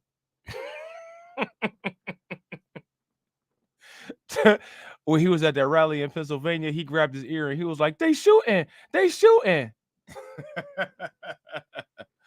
Take these and get the hell out of my stove. Declined to deploy with them. Okay, so this is from an article that came out in the West Central Tribune in 2018.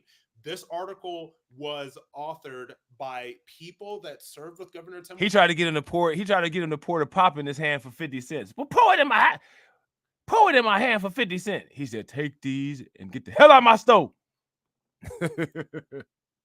Walz that were putting him on blast for basically stolen valor and leaving his unit hanging when they decided they were going to deploy to Iraq. Okay, I'm going to read you the first sentence of this. We, retired Command Sergeants Major of the Minnesota National Guard, feel it is our duty. Shout out to Black Spider. Make sure y'all show Black Spider some love. Black Spider said, "That hurt my rib. Let me give you." I appreciate it. How do you think that we fund this organization, huh? We're not exactly the March of Dimes.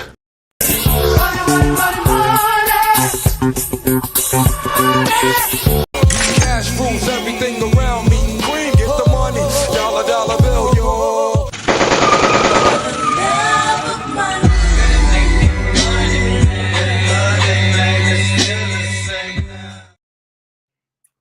Dude, there you go, man. Sitting up there looking like there you go, sitting up there looking like Chris Tucker again.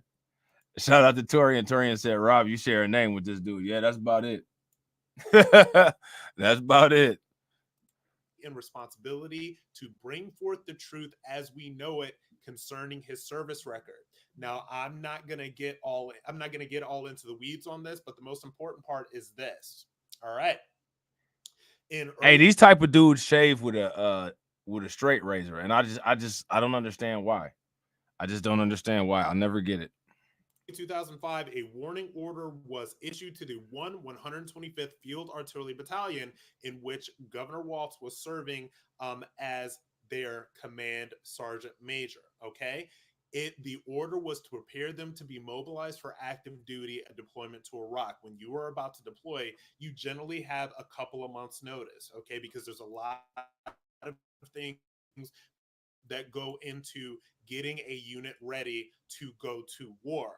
Now, on May 16, 2005, he quit, leaving the 125th Field Artillery Battalion and its soldiers hanging without its senior non-commissioned officer.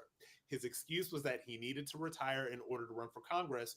This is false. And again, these are the words of the command sergeant major, retired, that put this together for the West Central Tribune. This came out in 2018.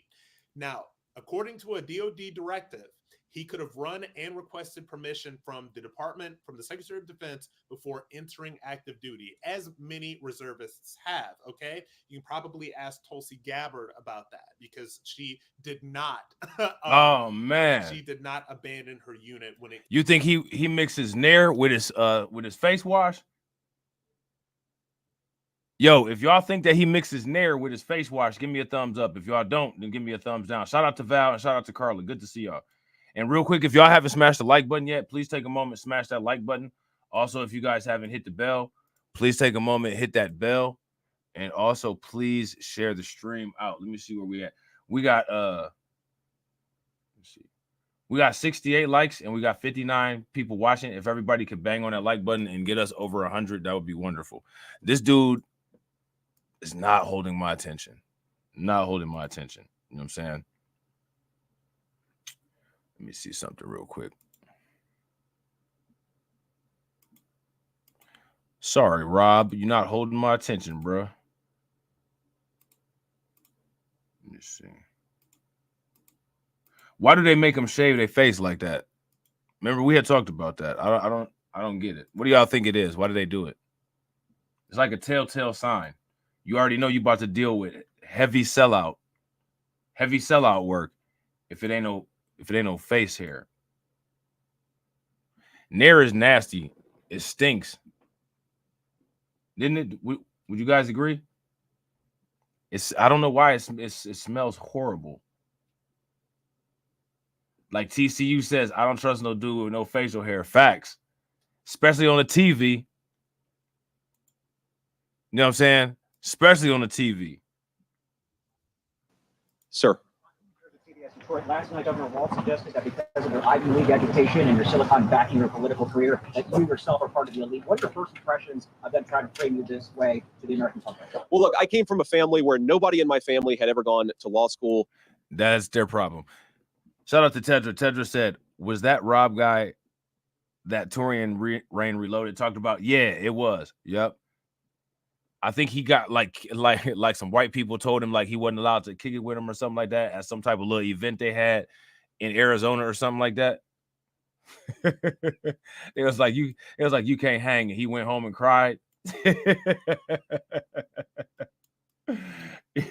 He was bawling his eyes out.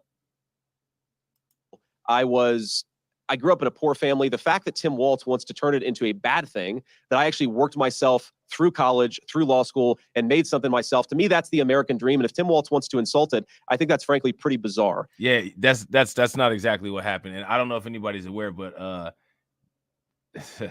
there was some very interesting choices made in that family. And I think he actually wrote about them in his book. But it's amazing how when people make poor choices and do a less than optimal job of raising their kids, somehow, instead of it being a poor family structure and just irresponsibility and degeneracy, it's this person worked, quote unquote, so hard. How do you work so hard working your way up a good old boy network? Cindy, you never noticed that? Look at the majority of like political pundits, regardless if it's somebody from the left or somebody from the white, or I said somebody from the white. I mean from the right, or do I mean from the white? I don't know. You know what I'm saying? But if you look at them, especially like with the black dudes, like you see JD Vance, he got a beard. You know what I'm saying? He's got his facial hair. They never let the black dudes keep a beard, and the black dudes is very willing to take one blade Bic You know what I'm saying? Little razor bump factory, straight razor, and go ahead and throw some shaving cream on their face like a cartoon character and shave it all off. It's just real weird. Like, why would you do that? You know what I'm saying? And then they use weirdo like Aqua Velva and, you know what I'm saying, Brute. Slap it on their face a couple times, be stinging because they use that horrible razor, chipped off part of their face. I don't understand it.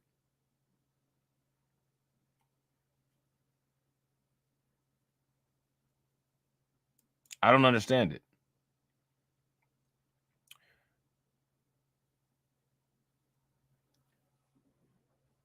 I don't know, like, if most people in here have like a beard or like some facial hair, but for me, it's not comfortable for me to be shaved like that.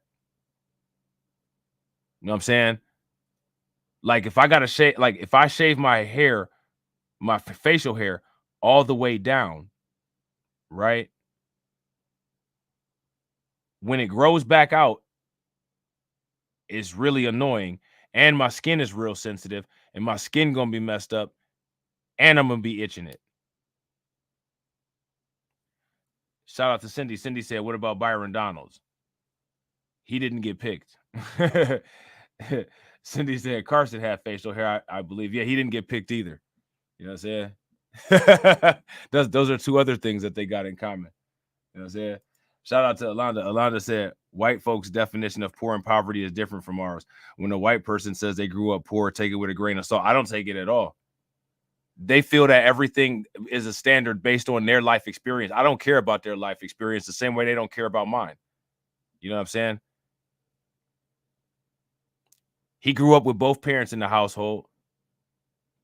We got a different racial wealth gap. So poor for them, like you said, is relative to their numbers. You know what I'm saying? Like making $100,000 a year is poor by white people standards. You know what I'm saying? And like I don't and like my thing is like I don't play these games. You know what I'm saying? And I don't think that anybody should either. I don't like you didn't do anything that was impressive. JD Vance didn't build anything. What you did was you basically were a groupie. You did the exact same thing that everybody accuses Kamala Harris of, except for the fact, well, actually, we don't know if you slept with any of them men or not. You know what I'm saying? But you basically used hypergamy and put yourself around a lot of people that was more powerful than you. And just magically out of the clear blue sky, they decided to share some of their power and influence with you, which usually, you know what I'm saying, you have to do something in order for that to be done. You know what I'm saying? But yeah, I mean, he did the same thing. What did he build? Well, he didn't do nothing. What's the invention that we use that's named after him? You know what I'm saying? Like, it's hilarious to me how, you know what I'm saying, like a white person will start a business that's barely breaking even, and somehow they built something. Elon Musk built something. None of those, nobody built anything. The only people that ever built anything were the racist people that came to places where there weren't any white people at. They settled there comfortably, and now they're outraged that other people from those places that they destroyed are where they live at, because they've made it where the only places that they live at are the only livable places in the world. You know what I'm saying? Is that truly poor? Is that truly poor?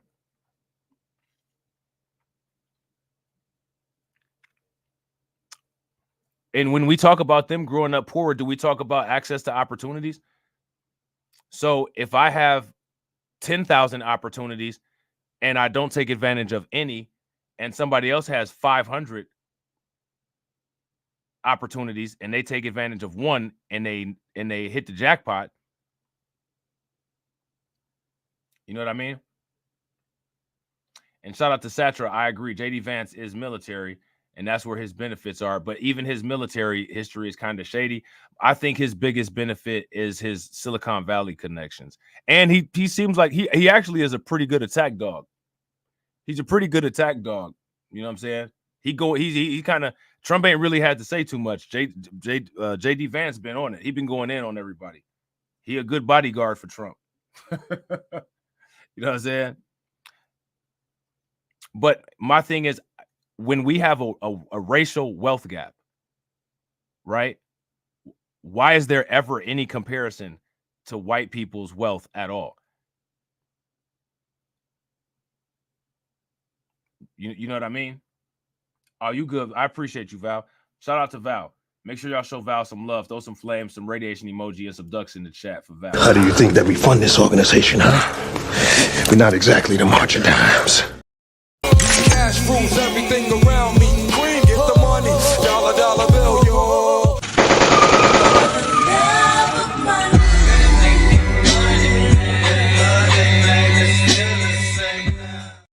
Now, let me ask you this question. What do a white person being poor have to do with black people?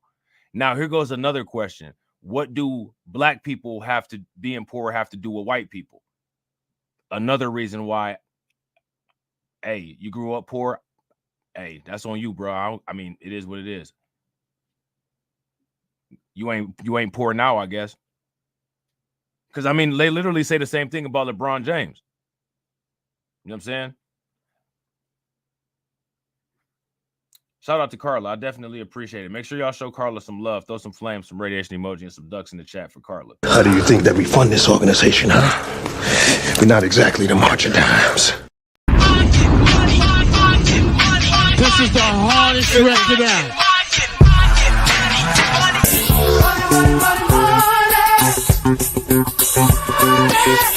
Get the money, y'all. There's poor people around. I'm rich, bitch. Shout out to Brooklyn Queen, matching the support. I appreciate it. Make sure y'all show all of them some love. Throw some flames, some radiation emoji, and some ducks in the chat for Brooklyn Queen. How do you think that we fund this organization, huh? We're not exactly the march of dimes. Silence, silence. I ain't got no money, pa. Yeah. Get the money, y'all. There's poor people around. I'm rich, bitch. So, yeah, I get it, Cindy, but I don't understand what are we supposed to do about their issue, and what did we do to contribute to their issue? It doesn't matter whether they're a monolith or not. They monolithically contributed to our issue directly. We didn't contribute to an issue of them being poor or not. As a matter of fact, us simply being here contributed to the wealth that the ones who are wealthy have. And because the ones who are wealthy have so much money, and that amount of money is all added into the same addition problem, that creates the average of what the racial wealth gap is. I mean, I'm not saying that white people can't be poor, but them being poor should not be a gauge or a standard or a measurement on how my depravity is dealt with. I don't care about what they got going on. What they got going on for the most part is poor investment and choice. When you had the Homestead Act, the GI Bill, when you're a scammer by culture and decide to use the Dawes Act and do the same thing that Kamala Harris is doing with black people, they did it with Indian people. You buy all this land, you kick black people out of Seattle, you burn down, Wilmington, North Carolina. You get reparations for having slaves while the slaves themselves don't get reparations. I don't understand why there should be any ounce of consideration for anything that they have going on whatsoever. They stole Henrietta Lax's HeLa cells, the least of anyone's concern. They occupy every country that they're not the native race of while extracting resources from those countries, while the people that live in those countries die. It doesn't matter. And out of the poor ones, if they're poor and they're poor based on the same conditions that we're poor based on, the fact that they haven't got up and started working with us to do something about it, they need to stay right over there and stay poor. That's probably one of the reasons why they are poor, because the logical thing to do would be to get with us and start breaking up some of this stuff, but they don't want to because there's something there that's worth something. So they'd rather stay poor and stay dealing with them people than actually be on the side of justice. And that got to be remembered. And it shouldn't be no kind of sympathy given for that or no type of consideration for it. That's a choice. They tell us that everything that we do is a choice. Staying poor and being white is also a choice. You know what I'm saying? It's definitely a choice. You know what I'm saying? It was a choice for JD Vance's mom to pick up that heroin needle. It was a choice. Because somebody would have definitely said it if I'm in the street doing the breakdance or the Harlem Shake because I decided to smoke crack. You know what I'm saying? For real talk. Would you agree? I think hold on real quick. Y'all killing it out here on the support. Shout out to John. Make sure y'all show John some love. Throw some flames, some radiation emoji, and some ducks in the chat for John. How do you think that we fund this organization, huh? We're not exactly the March of Dimes. Cash rules everything around me. Queen, get the money. Dollar bill, yo.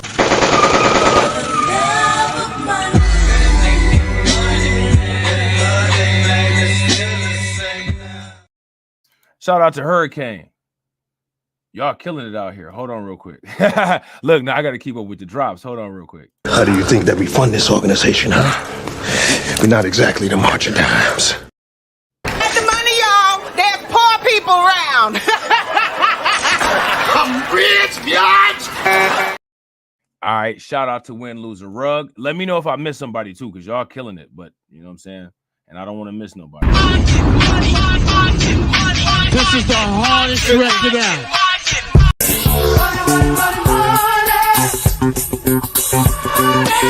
Silence. I ain't got no money, pa. All right, let me see. All right, shout out to Val with the 5 gifted memberships. I definitely appreciate it. Make sure y'all throw some flames, some ducks, and some money bags in the chat for Carla. Standing on business. I'm standing on business. I'm standing on business. I'm standing on business. Shout out to my man AB Promotion. My man AB Promotion said, "Enough said."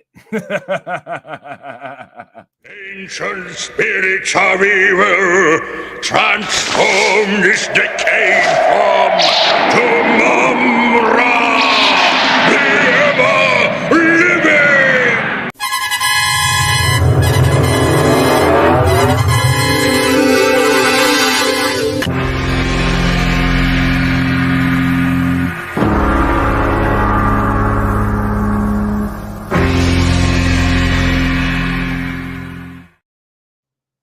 Shout out to my man John with the 5 gifted memberships. I definitely appreciate it. Standing on business. Y'all know what to do. I'm standing on business. I'm standing on business.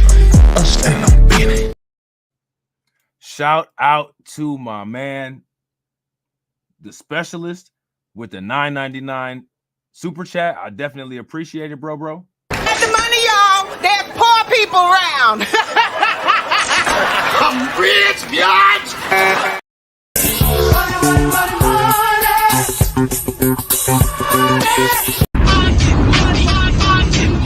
This is the hardest record out.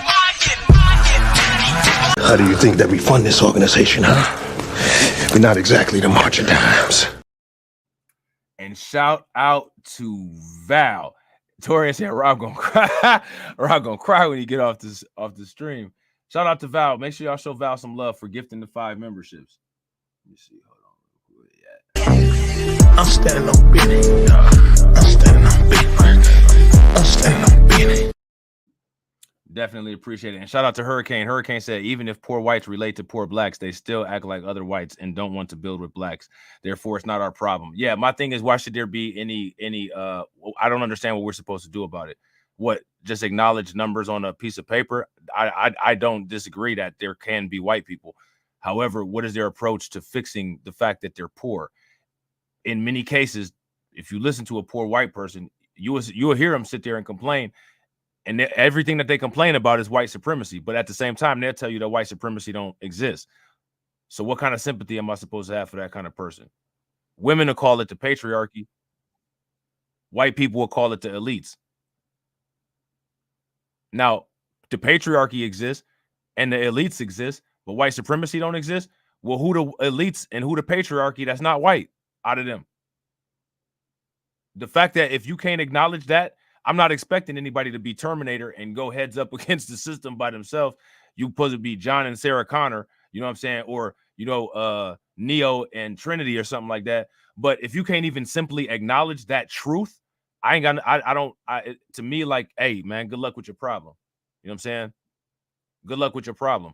Because the thing is that the reason why you wouldn't identify with that truth is because you know that there's still an implied and implicit benefit from staying compliant with that. And that right there is one of the reasons why when people say there's poor whites, my question is, well, how poor are they and why are they staying poor? If a white felon can make more money than a black person with a master's degree, I don't even know why in this system that manipulates the world to favor and preserve them, we would ever even have any kind of discussions about anything in regards to their sustenance. They literally have the entire world built around them to keep them alive. They've effectively turned the planet into a human life support system for them while everybody else starves. Even the poorest one of them has a safety blanket that's worth more than many of us will ever make in our entire life. And when I say many of us will make in our entire life, I'm talking about like LeBron James and Jay-Z. You know what I'm saying? Shout out to Brooklyn Queen. Brooklyn Queen said, oops, upside your head. Hey, y'all remember that song, Snoop's Upside Your Head? How do you think that we fund this organization, huh? We're not exactly the March of Dimes. Cash rules everything around me. Queen, get the money. Dollar, dollar bill, yo.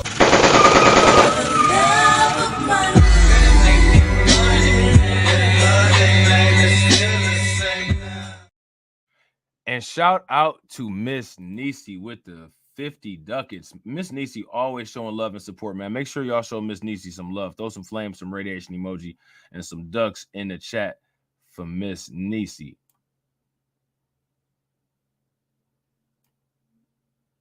How do you think that we fund this organization, huh? We're not exactly the March of Dimes.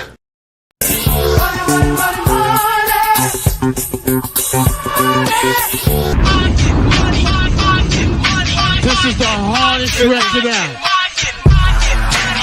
Get the money, y'all. There's poor people around. I'm rich, biatch. Y'all in here wilding. Shout out to y'all in here wilding. Shout out to John. John said, I'm the king of the MF and Hill. King Kong ain't got S on me. Look, now next somebody gonna be like, whoa, you motherfucker. You shot me in the ass. That's the best part of the movie. How do you think that we fund this organization, huh? We're not exactly the March of Dimes. I'm standing on business. I'm standing on business. I'm standing on business. This is the hardest record out. Cash rules everything around me. Queen, get the money. Dollar, dollar bill, yo.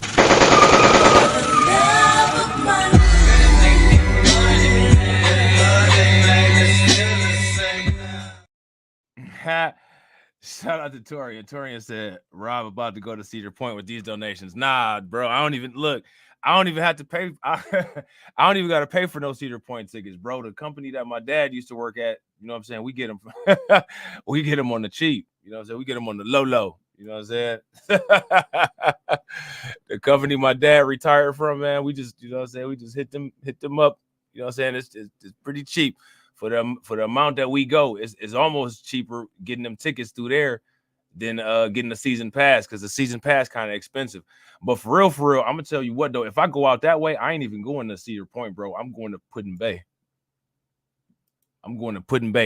And they need to put a casino over there. If once they put a casino on Puddin' Bay, I might actually mess around and just stay out there and call it a day. Shout out to Windows and Rug. Windows and Rug, so you feel like this, bro? Hold on, let me find him real quick. I can't eat. I'm broke, nigga. I'm broke. Bro, that's how I feel looking at them crypto prices. I swear, like, man, when I seen them crypto prices, I was like, man, why is this happening right in between a pay week, man? Like, why is this happening right in between a pay week? Why is this not happening on a payday Friday? You know what I'm saying? Man. Now, look, what really bothers me about Tim Walz, it's not, even the positions that he's taken, though, certainly. Yeah, but wait, we gotta get back to it though, because what? So my thing is, what do y'all think about that explanation of what I was saying though? Because the thing is that like anytime like we are discussing issues that we have, like that's a talking point that's always used to try to derail the conversation. And I'm not saying Cindy was doing that, because I know Cindy wasn't doing that. You know what I'm saying? But I'm just saying you'll see other people do that all the time. But I want everybody to pay attention though. When dealing with stuff that we got to deal with, I promise you, it'll never fail. It'll never fail. Hi, shout out to Win Lose the Rug. Win Lose the Rug said, "Man, bro, you the Solana god. I know top-notch traders that don't have as good of an entry as you, bro. I'm telling you, the only reason that I got that entry like that was because of how I be like gambling lightweight, bro. I'm telling you, the day FTX fell, that's when I bought all that Solana. It was like it was like $13 a pop. You know what I'm saying? It was look on the look at the chart for the day that Solana or the day that FTX for the day that FTX crashed, and let me know what the price was. Brooklyn Queen out here wilding. Shout out to Brooklyn Queen. I'm about to buy a whole brick of Ethereum. You know what I'm saying? Make sure y'all show Brooklyn Queen some love. Throw some flames, some radiation emoji, and some ducks in the chat for Brooklyn Queen out here trying to buy the whole entire company. How do you think that we fund this organization, huh? We're not exactly the March of Dimes.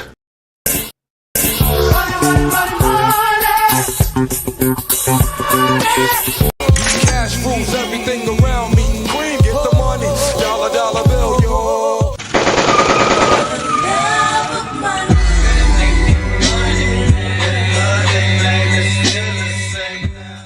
Get the money, y'all. There are poor people around.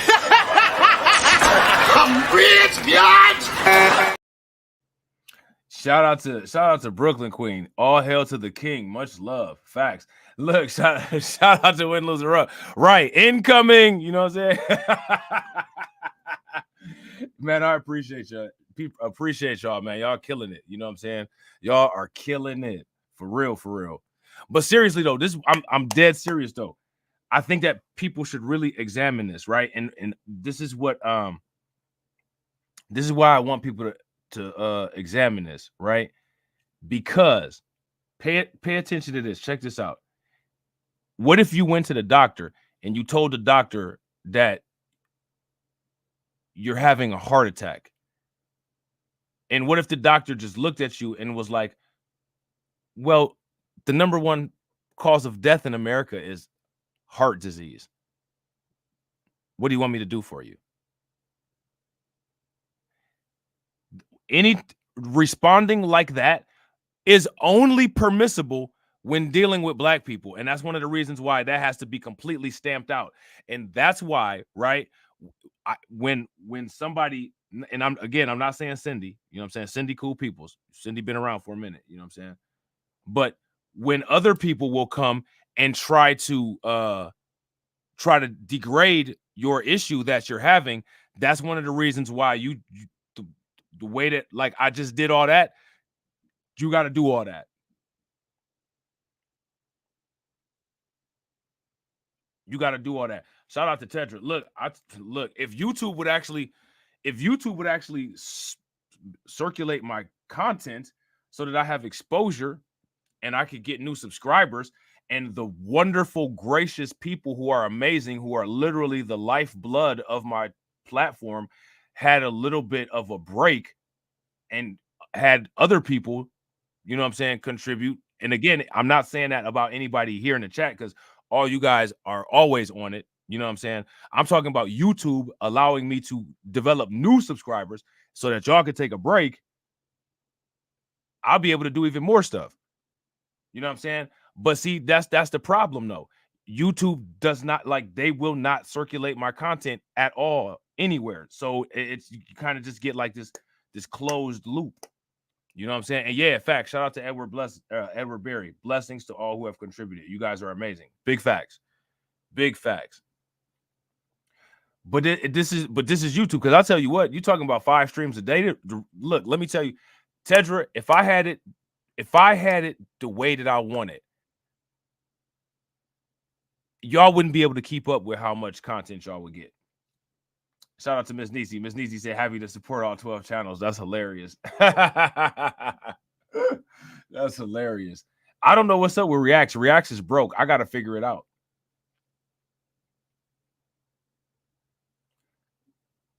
Shout out to Win Lose a Rug. Hotep Jesus, he ain't he not on YouTube anymore. Bro, Manosphere Hall of Fame, you ain't never lied, bro. You ain't never lied. You ain't never lied. If y'all agree with Manosphere Hall of Fame, YouTube does not normally promote intellectual black male truth tellers. You got to put on a monkey suit and be a real fake ninja. Yeah, no, that's real. That's real, bro. And what's crazy about it, you can you know, be within community guidelines. You can get engagement. You know what I'm saying? Like, and it don't matter. They don't move nothing. You know what I'm saying? Like, they don't move the content anywhere. It's crazy, man. It is what it is, man. I'm just thankful that I got the people that I got. You know what I'm saying? You know what? I ain't even get a chance to talk about Google breaking up, but you know, usually what happens when it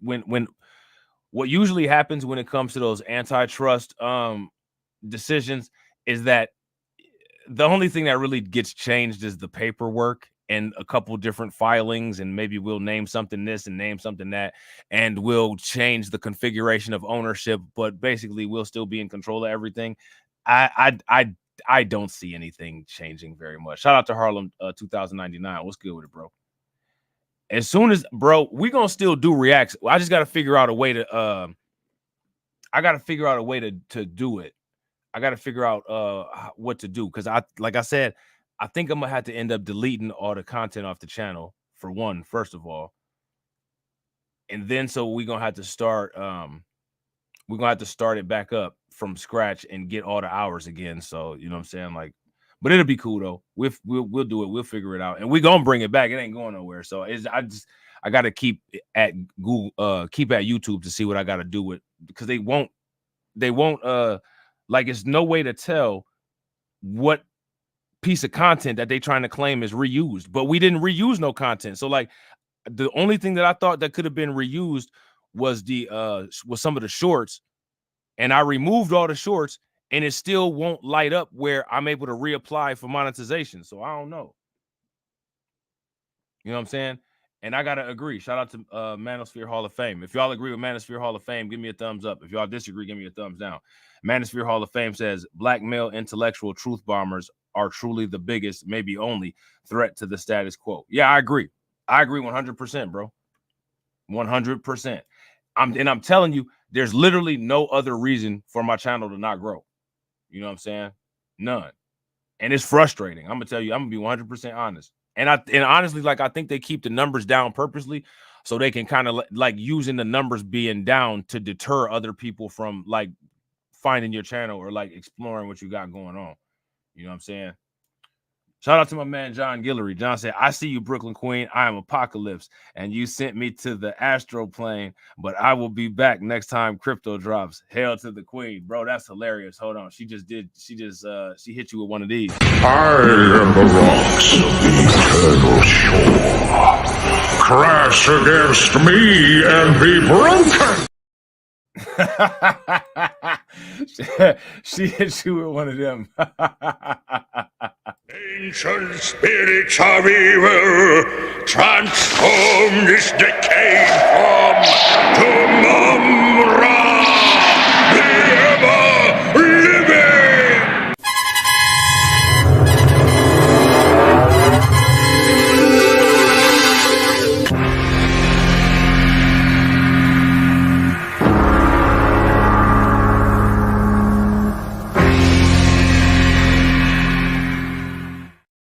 Hey, look. Hey, who was the scariest villains? Look.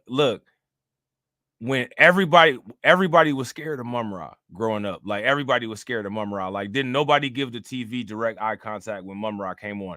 When that first statue of the ancient spirits of evil, when the first eyes lit up, everybody either hid under a chair or they hid under the table. You know who else was scary growing up? Who used to watch the Inhumanoids? Y'all remember Decompose? People used to be, I ain't gonna lie, it wasn't people. I was scared too. Man, I was terrified of Decompose. Do any of y'all remember Decompose? From the Inhumanoids? Who used to watch the Inhumanoids? I don't know if it was the same voice actor as Cobra Commander or not. But he would be like, you could see right through his chest. Yeah, he'd touch you and you would turn into like this, like a crazy, like zombie bone demon thing. And he'd touch you, and then like you would be messed up for a minute, like wouldn't nothing happen. And then when he'd be like, decompose, like that's when like all the wind to start blowing and them crazy haunted house noises to start happening, and you just grow into a giant whacked out zombie.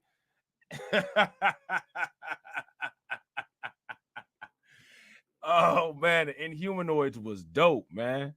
That would be a show that they should make a movie out of. It's plenty of shows that they could make movies out of, bro. They just keep making movies out of like just old dumb stuff. You know what I'm saying? Shout out to Tedra. Make sure y'all show Tedra some love. Y'all killing it today. Tedra said, I don't want to be left out of the support gang. Peer pressure is crazy. Peer pressure is crazy. How do you think that we fund this organization, huh? We're not exactly the march of dimes. Get the money, y'all. There's poor people around. I'm rich, biatch. Silence. I ain't got no money, pie. Shout out to Manosphere Hall of Fame. Manosphere Hall of Fame said Mumra versus Skeletor would have been lit. Yo, it's actually like some type of series. I don't know if it's a video or if it's a comic book. You could look it up though. There's a series where Mumra got banished from Third Earth and he got sent to Eternia. And there was like a story arc with Mumra and Skeletor teaming up against He-Man. You know what I'm saying? Peer pressure got you. I know. Trust me. I get it. I get it.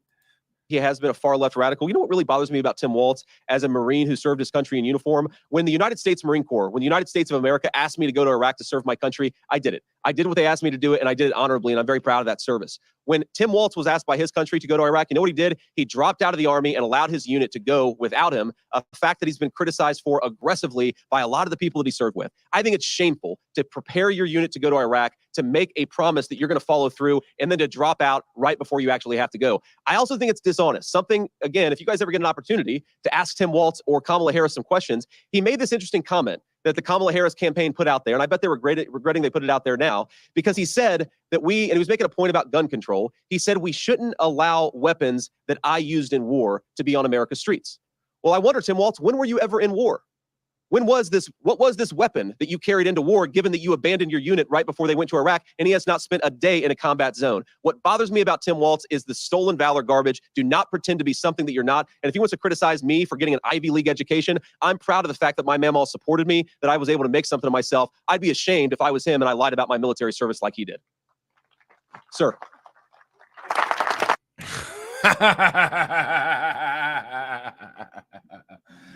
Oh man, shout out to Hurricane, man. Hurricane said I couldn't gift any memberships, so here's the next best thing. Yo, I appreciate it, bro. Make sure you guys show Hurricane some love.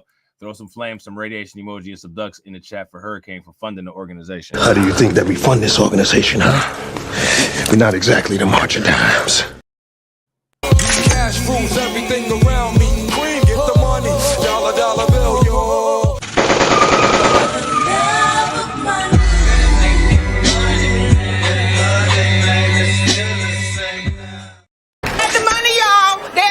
People around. I'm rich, biatch.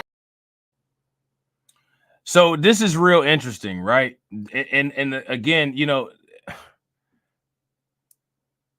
my question is, when it comes to this Tim Walz guy, how friendly or how open towards policies that we're interested in do you think that this individual will be? I don't think that he will be receptive to anything that we have going on at all. I don't think that there is any difference in the probability of us getting through to a JD Vance and a Trump versus a Kamala Harris and a Tim Walz. You know what I'm saying? And now I want you guys to pay close attention to what JD Vance said, because JD Vance brought up a good point, and this is one of the things that they're probably going to go on later on. They've been really trying to put a lot of pressure on Kamala Harris to do some type of press interviews. But for some reason, she's not doing the press interviews. She's not talking to the press. Why is she not talking to the press? What do you guys think that that's all about? See, to me, now we're starting to establish a pattern, right? What we're establishing a pattern of is we're establishing a pattern that she doesn't have anything on her website as far as policies, right? And she hasn't made any statements of policy. When are we going to know exactly what it is that you're running on? What are you running on? Here, yeah, hiding. Shout out to Chosen. Hiding. So how can anybody be upset with us for asking what she's running on? You know what I'm saying? And then people are like, well, you know, this, that, and other. Hey, listen, if Kamala Harris wanted to come here to my platform to talk to you guys, and you guys wanted to have some type of what do they call those, open house type thing, I'd be down and I'd be more than happy to do it. She'd be here. She'd entertain the questions that you guys have. I wouldn't even ask her any questions because I really don't have anything to ask her. And the things that I would ask her would probably be offensive. So I'd let you guys ask the questions. Shout out to Keith. What's good with it, Keith? Right? Same thing with Trump. If Trump wanted to come here, you know, go ahead. Right? So now, what I find interesting is that all of these content creators, all of these YouTubers who are going around and saying that everybody is shouting down all of these politicians, all that. Let me ask you guys this question. When have I ever told anybody not to vote for Kamala Harris? When have I ever told anybody to vote for Trump? We've been asking questions that we deserve answers to, and we can't make decisions until we get those questions answered. It's not our fault that people want to dance around these questions, knowing that these questions are contingent on our decision. We're not going to make a decision that's not informed.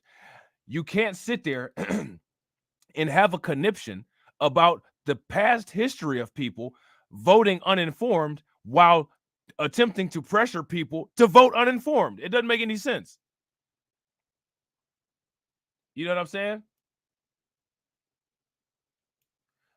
Shout out to Torian. Torian says, one question, if Kamala wins and it's not because of a majority black voting base, what will people say then? They'll still blame us.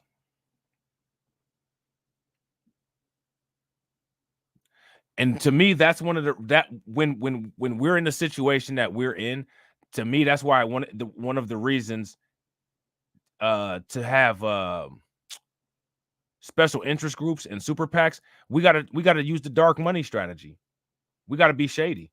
We gotta do it like AIPAC. If you ask me, that's the best way to move. That way, you're not dependent on a politician. You just kind of you know what I'm saying? You just kind of purchase services. You know what I'm saying? I'm not mad at it. I'm not mad at that at all. Shout out to Keith. Keith says, win, lose, or draw, I'm going with FBA representation, Dr. West 2024, no matter what. I'm not mad at that, bro. Not mad at that at all. You know what I'm saying?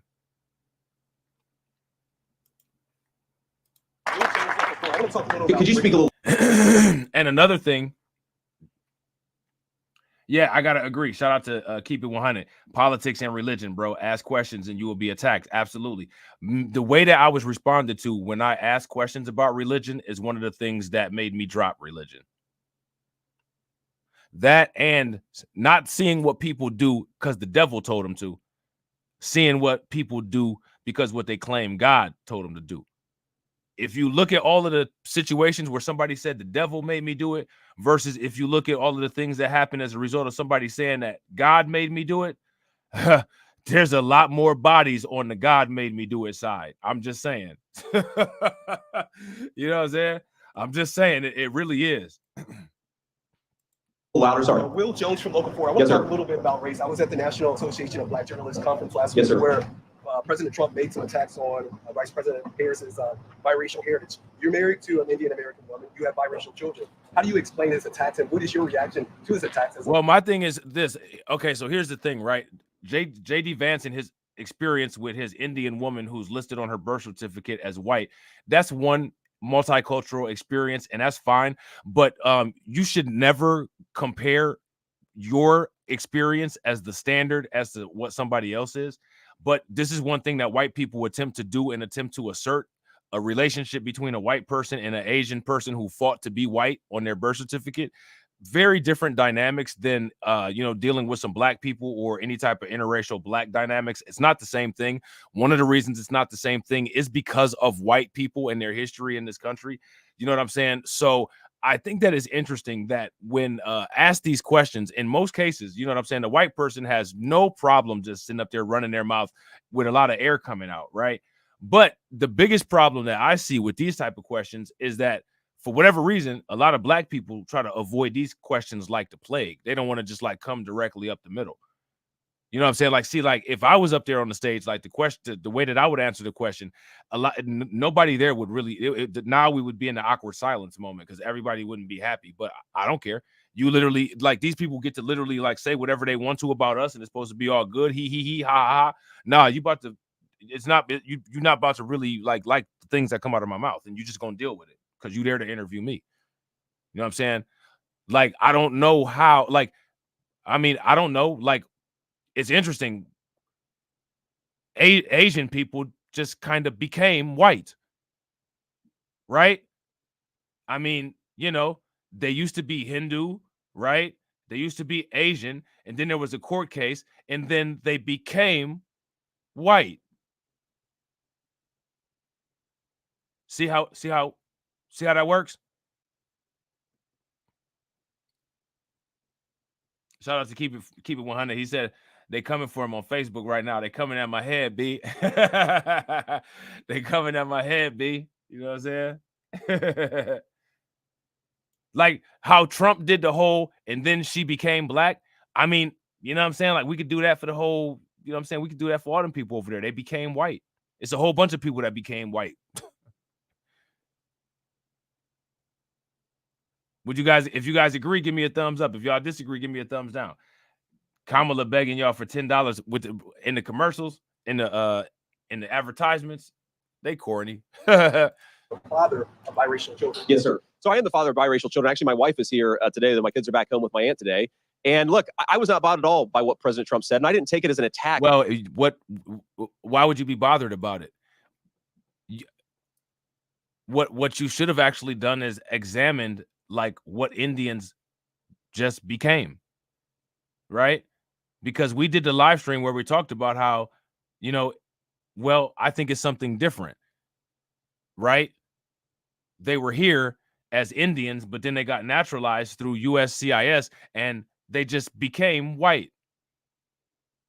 See how that works? Like I can literally do that.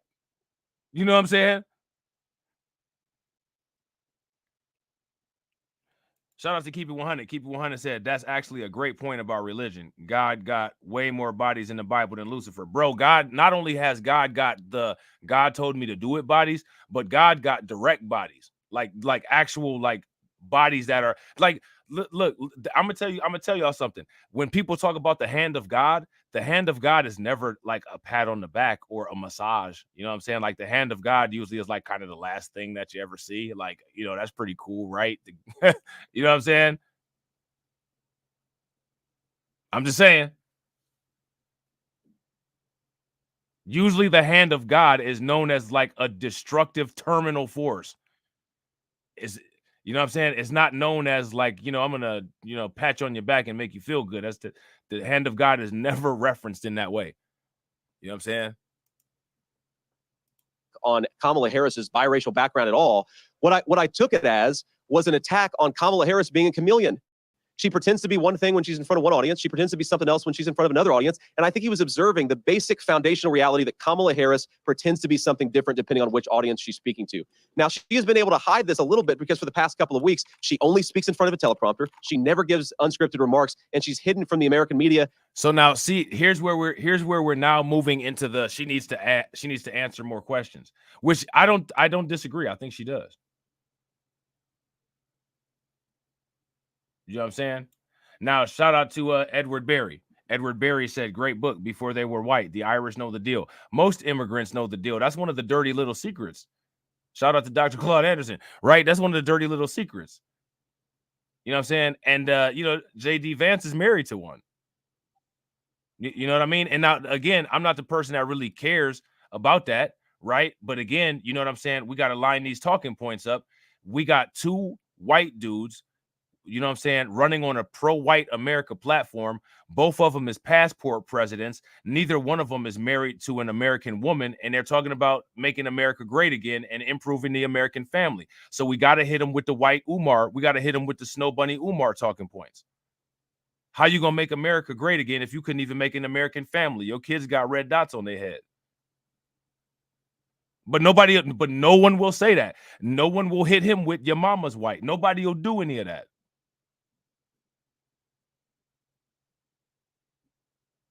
Trump a passport president. Trump has a proven, Trump is a OG passport president. Very few American women have he made children with or married. Most of them have been, you know what I'm saying, Eastern European women. Now, again, I'm not the police. I don't care who he with. Shout out to him. You know what I'm saying? If you happy, you happy, right? But at the same time, no, they do that. They do that. They will try to do that to us. So it's not about policing, right? It's just about like the logic. You know what I'm saying? It's about the logic. They're running on a family platform because I find it fascinating. People did that to Byron Donalds, and this is what I be talking about black people giving white people white privilege. People did that to Byron Donalds when he made the Jim Crow comment. Oh, well, he ain't even married to a black woman. So, you know what I'm saying? But that's cool. Fine. Say that. Okay. Right. He'll take that. He'll eat that. Right. Now, the Make America guys, the Make America Great Again guys, they're not even married to American women. When the song American Woman come on, like, you know, they had Hulk Hogan up there that I'm a Real American. They could play that song. You know what I'm saying? But when American Woman, when that song come on at the MAGA shindig, these two can't do nothing with that song. Y'all gotta go off the dance floor on that one.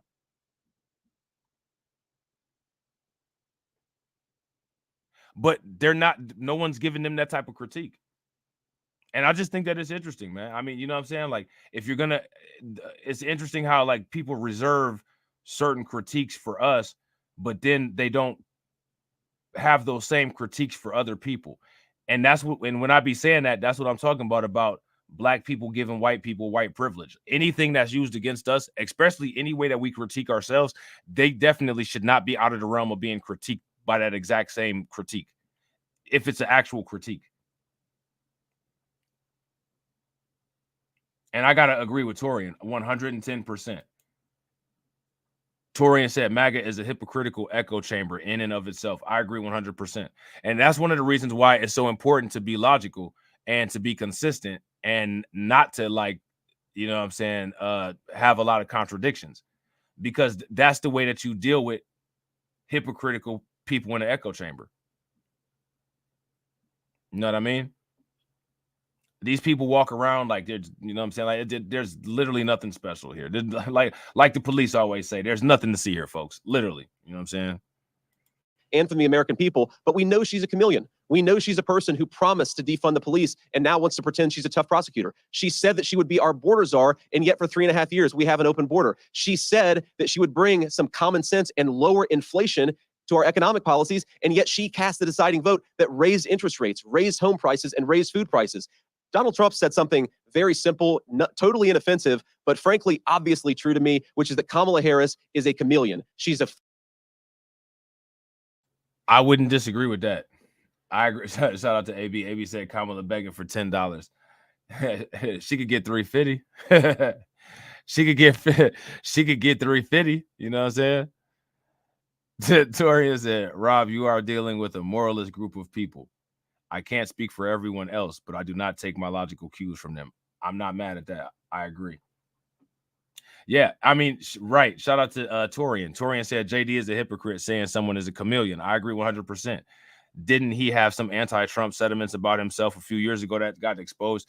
Not only does he have anti-Trump sentiments, he has an anti-Trump sentiments, and he has he doesn't have a Make America Great Again family. You know what I'm saying?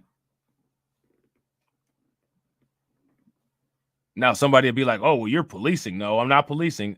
I'm logic policing, because these are the people that say that. That's their abortion talking points and getting married and all of that stuff.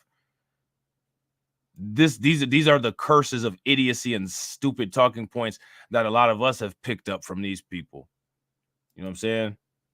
So anytime I can hit them with the exact same talking points and burn them on it, I'm gonna always do it. Always. You know what I'm saying? Fake, and the American people have to look at her record if we actually want to know how she stands on the issues, because her words simply can't be trusted. Sir. How can you fake your race? If I'm sorry? she's both Indian and black, how can she fake her race? She fakes who she is depending on the audience that she's in front of, and that's who she is. And then, so again, I want you guys to pay very close attention to how they play like they don't know anything. When they say, how can you pick a race? I don't know. How did your ancestors use those doll certificates?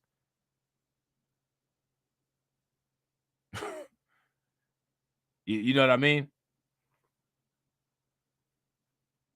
How can you pick a race? You all tell us. You know what I'm saying? That's not that. You know what I mean? That's not a us question. And that's who she's always been, sir.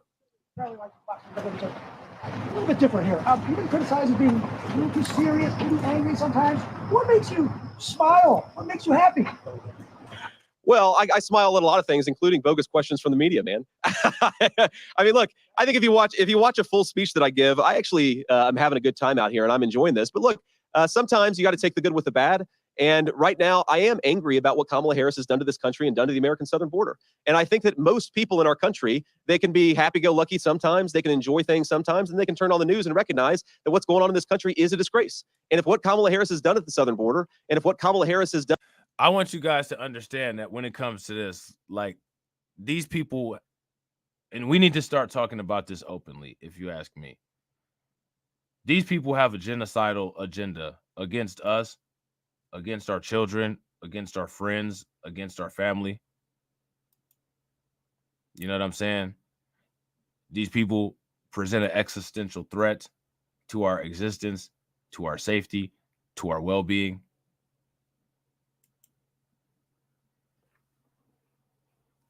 Going beyond this election, more is going to have to be done in order to make sure that we have the kind of protections and resources and sustenance that we need to be able to neutralize any incoming threat, foreign or domestic. Politics, the evidence shows that politics has been created to systematically suffocate us in every form of human existence and activity. A concerted effort by the Democrats and the Republicans, as well as the immigrants that they invite over and the population here at large, the dominant population, the majority population. And I think that instead of the political discussions that people have that actually benefit all of these other people and harm us, we need to start having more conversations about methods of change and modes of action that create positive responses and results for us. This is just entertainment. This is off-duty sports. You know what I'm saying? Shout out to AB Promotions. AB Promotions said, Brooklyn Queen making me look like a peon. I'm broke. Oh, man, hold on. I got AB right here. I can't eat. I'm broke, nigga. I'm broke. Look, Brooklyn Queen saw everybody else's super chats, and then she hit the red one like, Tie this bitch up. Swing the remix god! I'll tear this bitch up. Tie this bitch up. I will. Tie this bitch up. I will. Tie this bitch up. I'll tear this bitch up.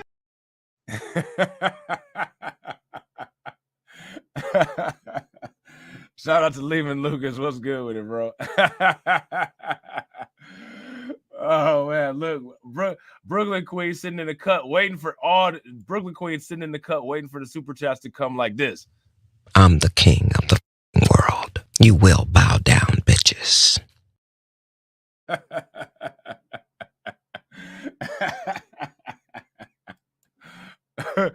That's hilarious, man.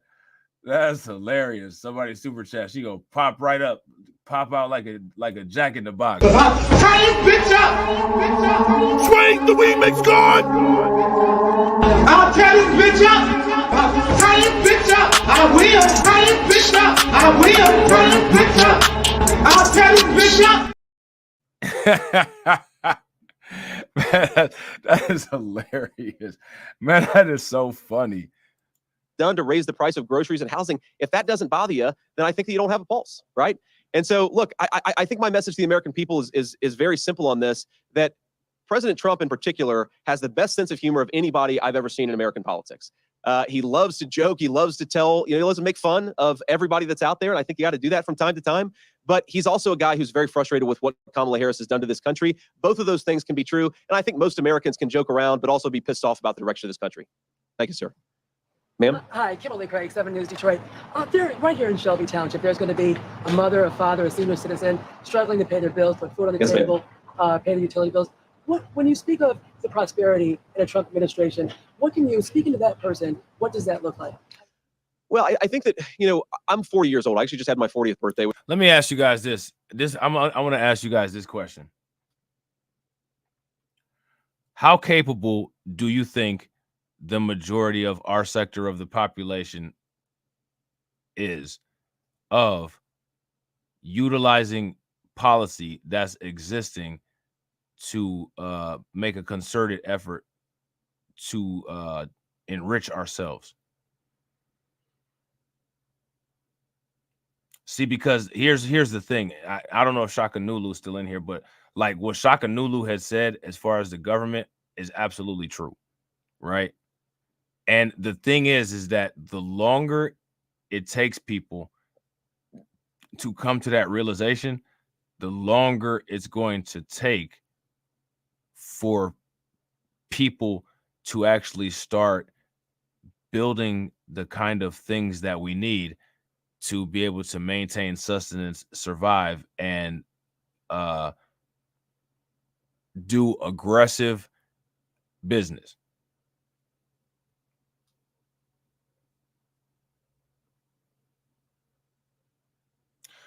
Shout out to Deneen. Deneen said JD Vance doesn't bring any new constituents into the Trump camp. I don't see his value. I think he does. I think he does. The constituents probably wouldn't be visible for most people, but he brings a large sector of like the tech crypto people in. For the most people who are dealing with JD Vance, right? They don't deal with Trump. And these JD Vance people that are dealing with him, these are like the Elon Musks. You know what I'm saying? The Jeff Bezoses. Those type people. So I think that he does bring a different constituent. But I don't know how effective it'll be. You know what I'm saying? Shout out to Sean. What's good with it, bro? Sean says, my problem with JD is the over-the-top arrogance. Oh, yeah. And to me, like, it's like it's just expected. they believe that over the top. Well, see, like it's weird. They believe that they're entitled to over the top arrogance, and that it's not actually arrogance. Like they actually see their arrogance as honesty. You know what I'm saying, and I agree. He's over the top arrogant. He's one of them type of. You just got to deal with people like him appropriately. You know what I'm saying? Oh yeah, he's got a lot of like connects in Silicon Valley, crypto people.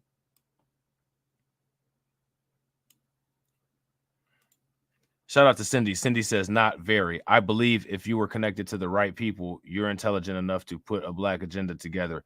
But our Black Caucus leadership elites won't. They want to focus on Project 2025. Yeah, I would agree with that, actually. I would agree with that.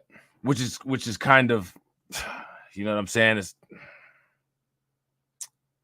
I'm gonna just put it like this.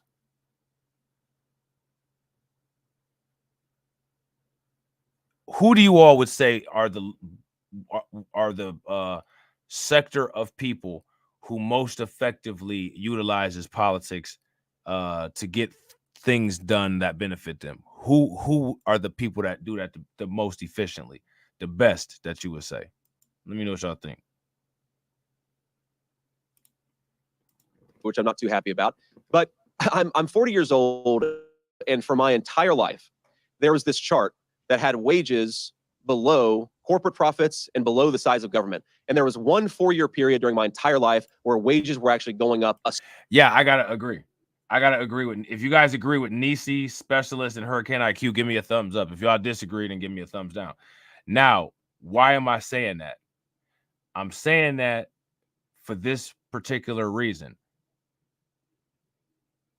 Would you say that they do politics differently than we do? And what's the difference between how they do politics versus how we do politics?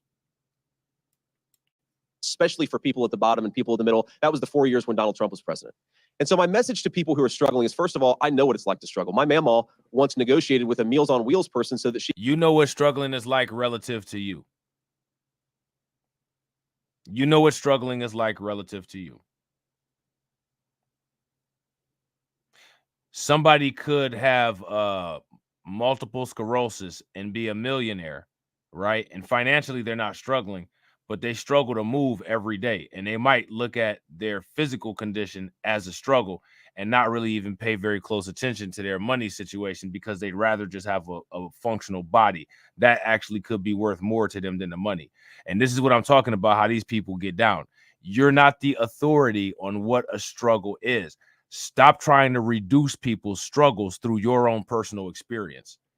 When somebody talks about a struggle, like if I'm telling you about a struggle, I'm not telling you about a struggle for you to tell me about your struggle. The whole idea is me telling you about my struggle.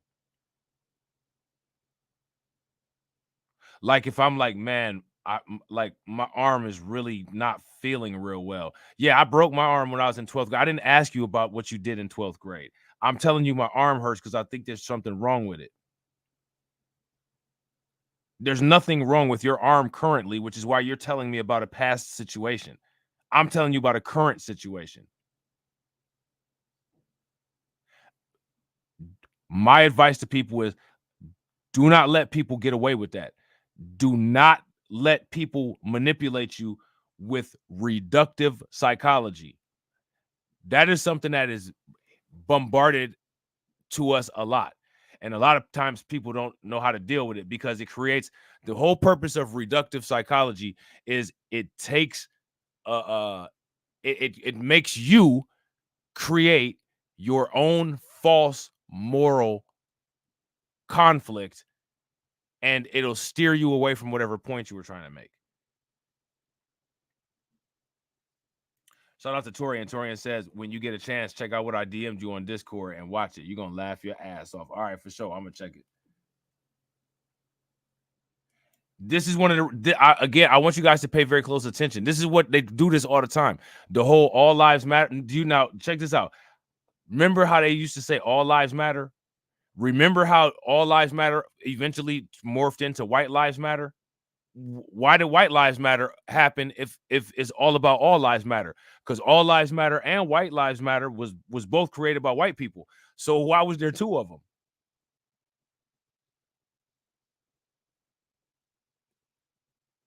If they were actually correcting anything, there should have only been one. It should have only been one, or there should have only been two. It should have only been All Lives Matter, or it should have only been White Lives Matter for white people, Black Lives Matter for black people.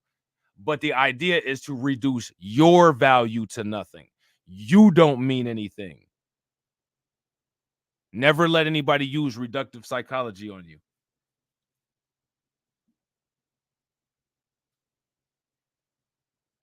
Anytime somebody says, well, that happened to me too. No, it didn't. No, it didn't. Oh, that happened to me too. You'll be fine. So because it happened to you, I'll be fine. Like, what? You know what I'm saying? Okay, sure. You know what I'm saying? These are the only arguments that they have. They do this stuff all the time. Shout out to AW1. What's good with you, bro? Yeah, Blue Lives Matter was an extension of All Lives Matter. Facts. And usually when it comes to the reductive psychology, what they'll do is they'll take off important key context to try to justify their psychological reduction. The original phrase for Black Lives Matter was Black Lives Matter too, which means that the original idea is that all lives matter, right? But society and the government is moving as if Black lives don't matter. So the statement is that Black Lives Matter too. Two means in addition to everybody else's life, right? But because we deal with people who are intellectually dishonest, you know what I'm saying? We have to be intellectually dishonest and use reductive psychology. And the idea of reductive psychology is to get you to take away your own value. Your life doesn't matter. Your life doesn't matter. You need to stop worrying about your life and value how everybody else's life matters. No, I don't need to do that. That's insane. Literally nobody does that anywhere. You know what I'm saying? Shout out to Edward Berry for standing on business. I appreciate you, bro. If you guys haven't smashed the like button yet, please take a moment and smash that like button. Also, make sure you guys throw some flames, radiation emoji, and some ducks in the chat for my man Edward Berry for standing on business. I'm standing on business. I'm standing on business. I'm standing on business. Definitely appreciate you, bro. We got a whole lot of members now. Look, this is what I want to try to tell y'all. Like, look at all this. Look at all the members that we got. Look at how long everybody's been members. And like, look, YouTube don't, you know what I'm saying? You see, they don't do right. YouTube don't do right. You know what I'm saying? I'm gonna perpetually have 50 people in my chat for no, you know what I'm saying? For no logical reason. Shout out to the Geek Surgeon. What's good with you, bro? Shout out to Hurricane. I appreciate you, bro. Make sure y'all show Hurricane some love. Throw some flames, some radiation emojis, some ducks in the chat for Hurricane funding the organization. How do you think that we fund this organization, huh? We're not exactly the March of Dimes. Cash rules everything around me. Green, get the money. Dollar bill, yo.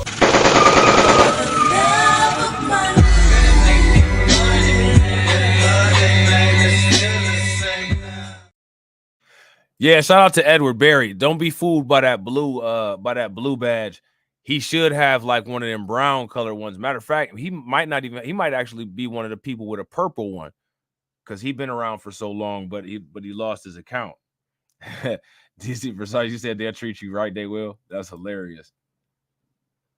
Don't let anybody ever use reductive psychology on you. Always take control of a conversation. Always take control of any situation that you're in.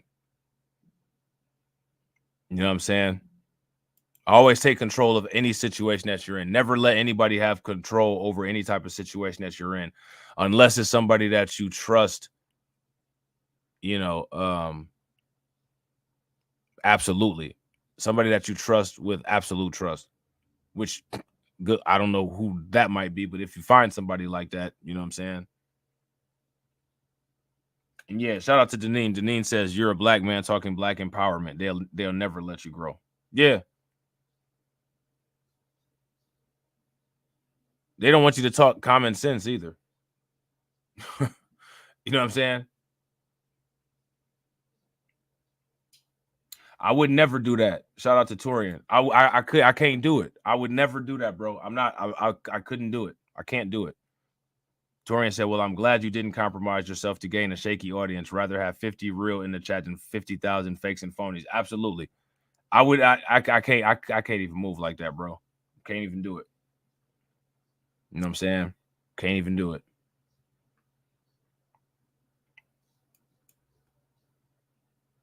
Can't even do it.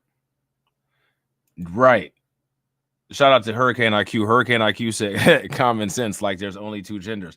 Bro, where, right. And then if you ever ask these people, well, where in history are multiple gender identities exhibited and how are they dealt with in past history? You know what I'm saying? And they can never answer that question. And then they'll sit there and say, well, what do they try to say when you ask them that? They'll be like, oh, well, you know, it wasn't allowed during that time frame. And it's like, nah, I'm asking you about in history. In history. Where's these examples of this phenomenon? And there are none. When did they develop? When did they occur?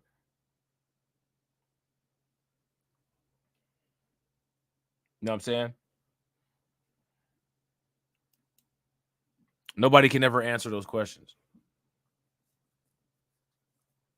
And the thing is that it's not of any, to me, like, these gender arguments are just real weird. Like, it's the same as like people spend all day arguing about the flat earth. I mean, like, you're not leaving the planet anytime soon unless it's in a casket. So, like, who cares, really? I mean, if there's not evidence that's readily available that can prove things one way or another, how will it change your day whether the earth is flat or whether it's round? You know what I'm saying? Like, I don't understand that.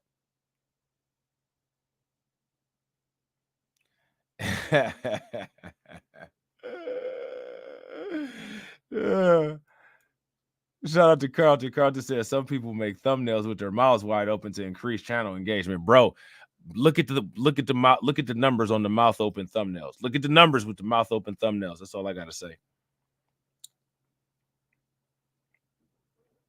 Yeah, shout out to Deneen. Deneen hooked your boy up yesterday. She hit the stream elements.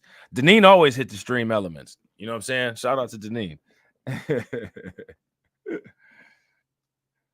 Oh, man. Yeah, it's crazy, man. She could get more food from Meals on Wheels so that she could feed me and her. I certainly know what it's like to deal with skyrocketing grocery prices and skyrocketing rent. The solution to it. How do you know when you own your home, how do you know what it's like to deal with skyrocketing rent? You know what I'm saying? Like, is to give people higher paychecks. The solution to it is give people better take-home pay. The solution is to unleash American energy so that people aren't going to the grocery and seeing that eggs are. Now, this is where you would say, and we could take care of one entire segment of the population by providing reparations in the form of cash payment for Black Americans who are owed this, because everything I have in my petty life, I built based on harm, exploitation, and racism against them, and that's never been corrected. But they'll never say that.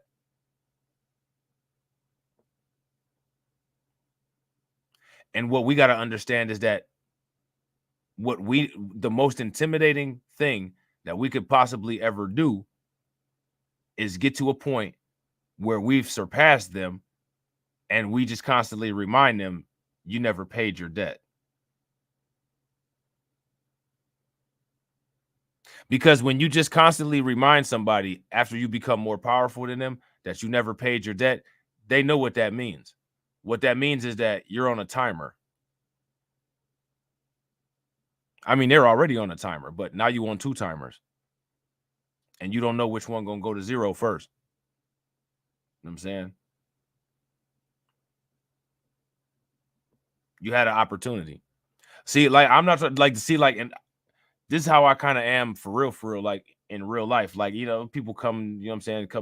I got to deal with some nonsense. Now you want to come scrambling back and try to make some type of changes. Yay. you can't go back in time. You know what I'm saying? You had the opportunity. That's done now. That's you talking dead noise now. You know what I'm saying? So the burden, so regardless of how fair people think that it is, because it's not fair, right? If we lived in a world that was fair, you know, people would try to correct situations in a collaborative way. But we don't live in a fair world. We live in a world where you either take control or you get controlled. And my advice for people is to take control. That's my advice. You know what I'm saying? I think that's the best advice that I could give. You know what I'm saying? Shout out to Sean for becoming a member. I appreciate you, bro. Make sure y'all show Sean some love. Throw some flames, some radiation emoji, and some ducks in the chat for Sean standing on business. I'm standing on business. I'm standing on business. I'm standing on business. Y'all killing it out here. Y'all killing it out here. Are 50% more than what they were a year and a half ago, right? You've got to bring down prices to give people basic prosperity. And the way you do that is really unleashing American energy, unleashing American farmers, and not spending like when it comes to unleashing American energy, when it comes to unleashing American farmers, see, it's beyond, like, I don't think people really understand, like, the reparations discussion. You know what I'm saying? You know, even bringing that up, dealing with certain people, it can get kind of difficult and rocky, right? What I'm telling you guys is that even a policy discussion within the framework of how they make policy will be just as rocky, because the idea is to not do anything. This stuff that JD Vance is talking about right here, if we say, well, I don't want to be an employee of one of these energy companies. I want to be a top 5 energy company that expands globally. Well, that's restricted for Elon Musk. That's restricted for a Jeff Bezos. Guys that I relate to, guys that look like me, we have to control those resources. See this, and what I'm saying is that we cannot continue to just say, well, they run things. There needs to be more people like me that say, we're going to break that up. I don't care if they cooperate or not.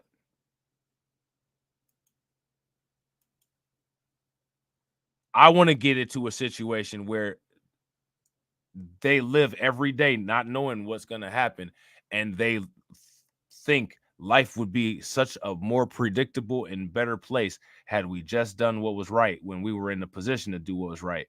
Because, see, once you take the power back, and then it's up to you. See, because just because we don't get reparations doesn't mean that that's the end of justice. This is what people don't understand.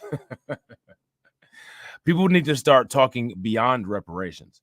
And when I say start talking beyond reparations, that doesn't mean give up on the fact that the United States owes us. What that means is, well, what happens when we get to the point where we surpass everybody? Does the debt just disappear? The debt still needs to be paid. Well, if we got all the money, then how do we pay the debt? Well,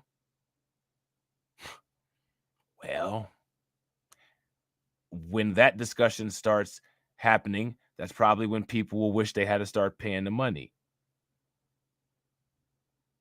Because now you don't know what the payback is. And you know what people will probably start thinking.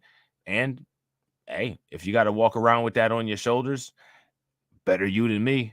Because we had to walk around with it on our shoulders the entire time. We didn't know if an angry mob or a police was going to get us. So, you know.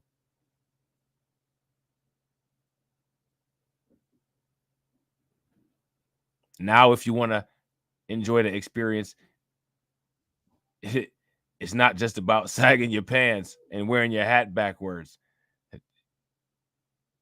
You know what I'm saying?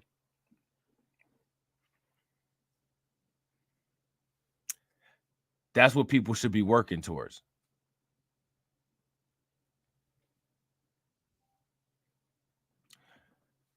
But for whatever reason, though, I don't know.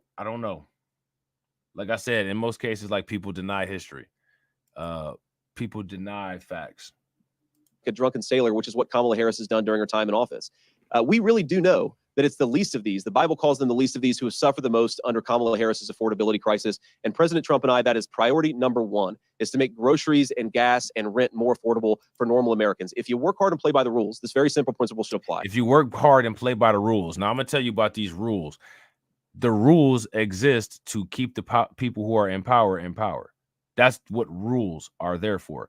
Rules are not there to keep us safe. Rules are there to keep the assets and power of the people that run the planet safe. We get maybe a trickle-down benefit.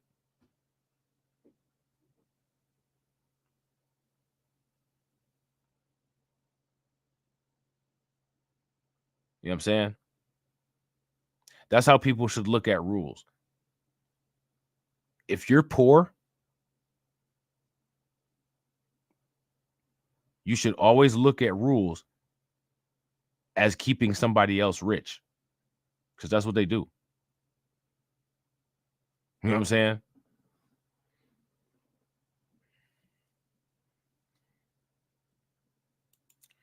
Shout out to Hurricane. Hurricane said, I remember talking about this stuff before with my parents, and they were like, why do you always think in a revenge mindset? And I was like, how else should I think? Right. And it's not, I mean, is it revenge or is it just normal? You know? Shout out to Tia. What's good with you, Tia?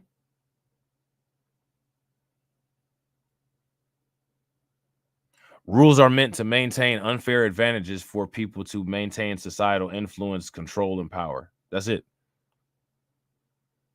And rules force you into compliance with making them and maintaining their wealth, making them wealthy and maintaining their wealth.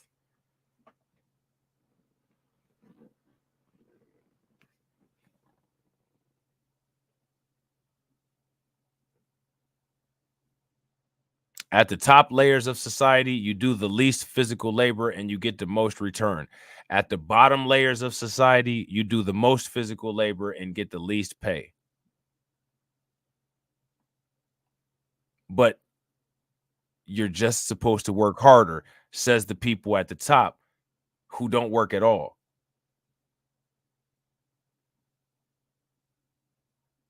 Think about that. I want y'all to think of, like, sit back and just like actually like think about that.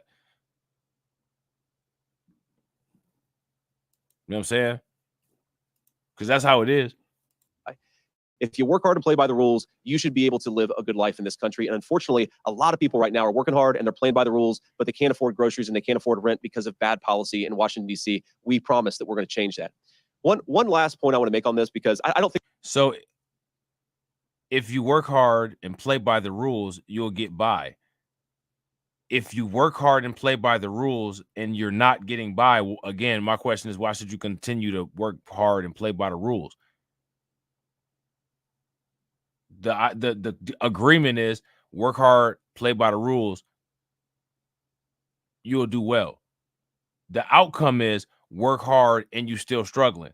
Why are we going to continue to live by the terms of that contract? Yeah, a lot of times people say put it in the Lord's hands. Nobody's ever even seen the Lord's hands. And like I said about the hand of God before, most times when people talk about the hand of God, it's a terminal destructive force.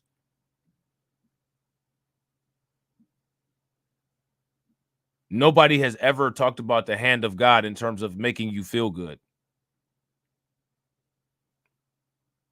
You know what I'm saying?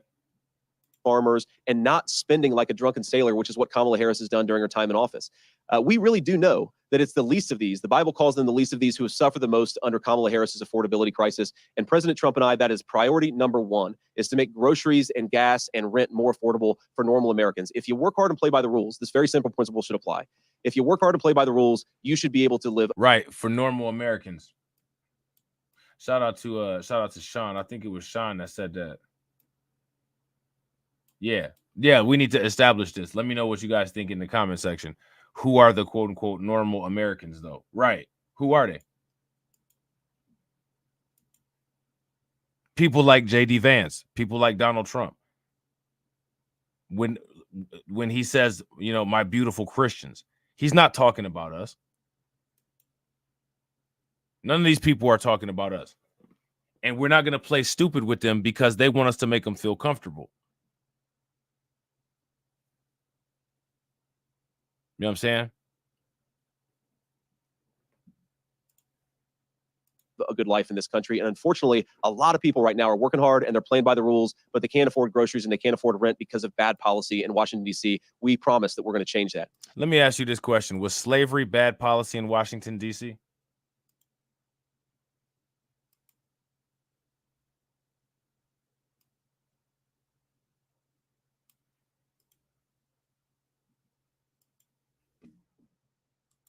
One last point I want to make on this, because I don't think that we talk in the media, we don't talk about it enough in politics, but housing is through the roof, and housing is destroying people's savings and their ability to put a good house, put a good roof over their kids' head. So here's the thing. Why is housing so expensive in this country? Housing is so expensive in this country for two reasons. Number one, Kamala Harris pursued policies that raised interest rates, which make mortgages unaffordable for normal Americans. That's number one. And number two, we have let in 20 million illegal aliens who are competing with American citizens for scarce housing. You do those two things and you see the rent crisis that you see in Michigan and Ohio and Pennsylvania. It is a disgrace. President Trump and I promise we will fix it. It's simple public policy. It's just got to be smarter, and it's got to look out for American citizens first. Sir? Colin. Now, when they say look out for American citizens first, there's a hierarchy of American citizens that they look out for first. And we're going to, what, act like that's not true? Oh, but then when you bring it up, oh, well, you just can't stop talking about race. It doesn't matter if I can't stop talking about race. You just can't stop breathing. Like, who cares? You just can't stop living. Like, I mean, what are we doing here?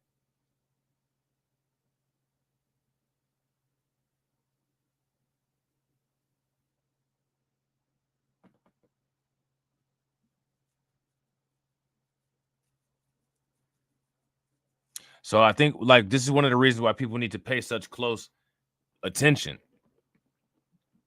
Shout out to Unsunken One. Unsunken One said, Rob, on his Dr. Claw stuff, you already know.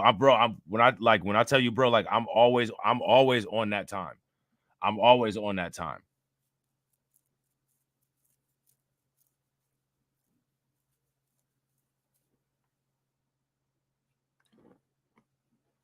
I'm always on that time.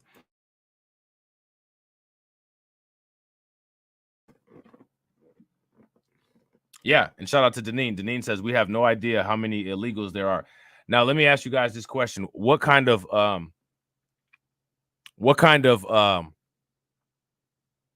improvement do you all think Trump or JD Vance would make to that situation with the illegal people? Do you think that they would actually do anything effective, or would they make promises and things would just be stuck the way that they are now? Let me know what you guys think. Jackson, Michigan Public Radio Network. Michigan is a state that's going to be one on the margins. It's projected to be a close race. When former President Trump was in Detroit a few months back, he was talking to black voters. He was tried very hard to tie President Biden to the crime bill while taking credit for criminal justice reform. Right now, I want what now? Doesn't every group of people commit crime? That's literally no black person has ever asked you about any type of crime bill. None of that. White people, which count as illegal aliens because they classify all these people as white, they are obsessed and fixated on trying to associate black people with criminality. Now, I want you to understand this. At the same ratios that criminality exists at, poverty also exists at those exact same ratios. And it's been proven that there's a correlation between the two. But these fake, phony people will only discuss criminality and not discuss the root cause of it, which is poverty and impoverishment. That should be a number one indicator right there that none of these people are interested in any type of collaborative solutions to solve any kind of problems, because we already know what the causes of the problems are. If you guys agree, give me a thumbs up. If you guys disagree, give me a thumbs down. So the first thing we do is we'll just talk about black people because black people commit a bunch of crimes. The majority of black people are not in jail. The majority of black people do not commit crimes. So why is it that when these white people immediately think of black people, they think of crime? despite the fact that everything they have and own is a result of massive amounts of crime that were committed. A little bit of projection, maybe.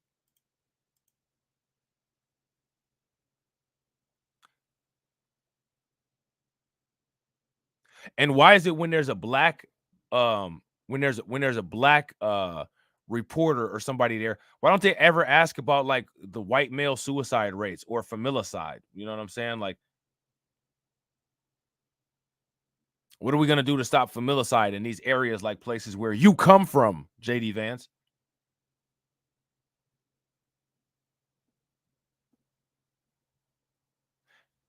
It's a combination of like people got to get a backbone, and like people just got to get smart. People got to start doing things strategically. Like there should be no bounds. Like you know what I'm saying? I don't understand, again, like a lot of times, like the way people move. I don't understand the phenomenon of letting people just kind of I don't know, move crazy towards you, and like you really don't do anything or say anything back. Like I never understood that. You know what I'm saying? Shout out to Hurricane. Hurricane said, if he has to get it through Congress, I don't think it will happen, though I want to be wrong. Although I believe the sanctuary cities and states will use some sort of magic to not make it go away. Yeah, I wouldn't be surprised. There'll definitely be blockades. And if anything, what they'll try to do is they'll try to stretch the litigation out. They'll try to stretch the litigation out as far as they can. And since Trump is not going to be able to be in for 8 years, they'll probably try to stretch it out through his entire presidency if he's elected. And then it'll kind of probably just fall off the plate if another conservative's not elected. You know what I'm saying? Shout out to Cameron. Cameron said, a family member I respect told me we need the illegals to drive the economy, and they aren't a conspiracy against us. Now you're here in Shelby Township with a tough on crime, mass deportation message. Do you feel like that's going to land with voters of color that the campaign will need to win? Well, look, I think my message to voters of color is very similar to my message to voters. He only has a message to voters of color. Now, you guys remember a long time ago when I kept telling you that people of color are white people with a tan? As many videos as we've done where we talk about the court cases and, you know what I'm saying, where we talk about, you know, the naturalization and the citizenship and all of that stuff, I think that point has been proven. So when these people talk about people of color, it's really just a joke. Like, people of color are people like JD Vance's wife, a brown woman, JD Vance's wife and Kamala Harris's mother, brown women with white on their birth certificate. That's what people of color are. Many different colors. You got brown skin and white on your birth certificate. It should call them people of colors because they have multiple descriptors, multiple adjectives, multiple identities. You know what I'm saying? Look out for American citizens first. Sir? Colin Jackson, Michigan Public Radio Network. Michigan is a state that's going to be one on the margins. It's projected to be a close race. When former President Trump was in Detroit a few months back, he was talking to black voters. He was tried very hard to tie President Biden to the crime bill while taking credit for criminal justice reform. Right now, you're here in Shelby Township with a tough on crime, mass deportation message. Do you feel like that's going to land with voters of color that the campaign will need to win? Any politician that attempts to earn a black person's vote who's not watching the political function from jail is a politician that should never, ever be supported by any black person, if you ask me. And that goes for anybody. Trump, Vance, Kamala Harris.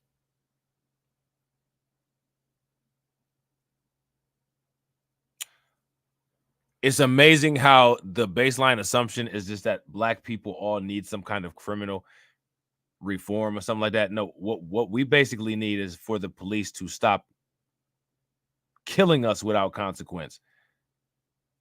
We don't need anything special as far as criminal reform. We don't even commit the most crimes in the United States. Janelle say, have you ever heard of per capita? Have you ever heard of nominal? You know what I'm saying? Per capita is fine, right? But it's per capita. Nominal is real numbers. So when anytime there should be certain things where you just automatically tune out. And then I believe that you should tell the person, I'm tuned out because you revealed yourself to me. I've done nothing criminal to you. I've not displayed myself as a criminal. Criminals, felons for the most part, are not even allowed to vote. And when I'm listening to you try to sell me why I should vote for you, you talk to me about crime.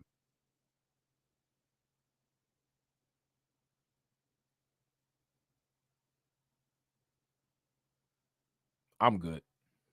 It's been real. No one has to sit there and take that. And I would advise you guys not to. And this is what I'm talking about reductive psychology. If you allow these people to continue to address you as a criminal or to try to patronize you by saying the things that you need to, the thing that you need to worry about is what we can do for your criminality. Why do I need to worry about, quote unquote, what you can do for my criminality if I am not a criminal? How are you doing anything for my criminality if I'm not a criminal? But these are the type of psychological games that they want to try to play, that they want to try to have work on you. And what I'm telling you guys is do not allow that nonsense to work. Do not allow that nonsense to work. Well, look, I think my message to voters of color is very similar to my message to voters everywhere in Michigan, which is we want to redeliver peace and prosperity, right? Voters of color really benefit when wages are rising. Voters of color really benefit when normal people can afford to buy a home, and we want to bring back some of those common sense policies. But I mean, if you look at the statistics, when you allow rioters to set fire to a city, or when the police are not empowered to do their job, it is very often voters of color that suffer disproportionately, right?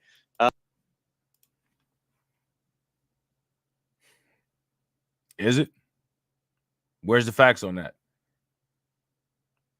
When you don't pay reparations, voters of color, black, voters of the color black also suffer disproportionately.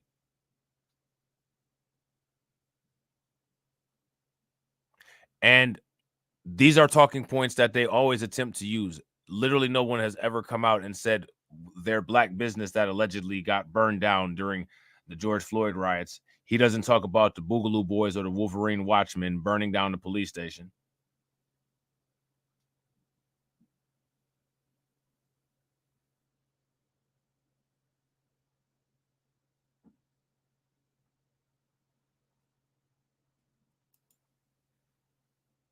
It is voters of color who benefit the most from public safety. Voters of color do not benefit from public safety whatsoever. There's no such thing as public safety for voters of color, especially black voters. Maybe for the Indians and Mexicans and other people, not for us. There's literally gangs in the police, the executioners, the banditos.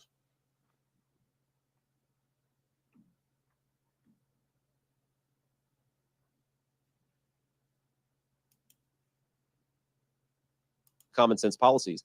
But I mean, if you look at the statistics. So this is the white savior trope. I mean, if it wasn't for us and our wonderful policies, I mean, like, look at how they benefit you all. Like, literally nothing benefits us. There's nothing that nothing that any of these people have ever done that's benefit us. Everything that they've ever done has harmed us damn near irreversibly.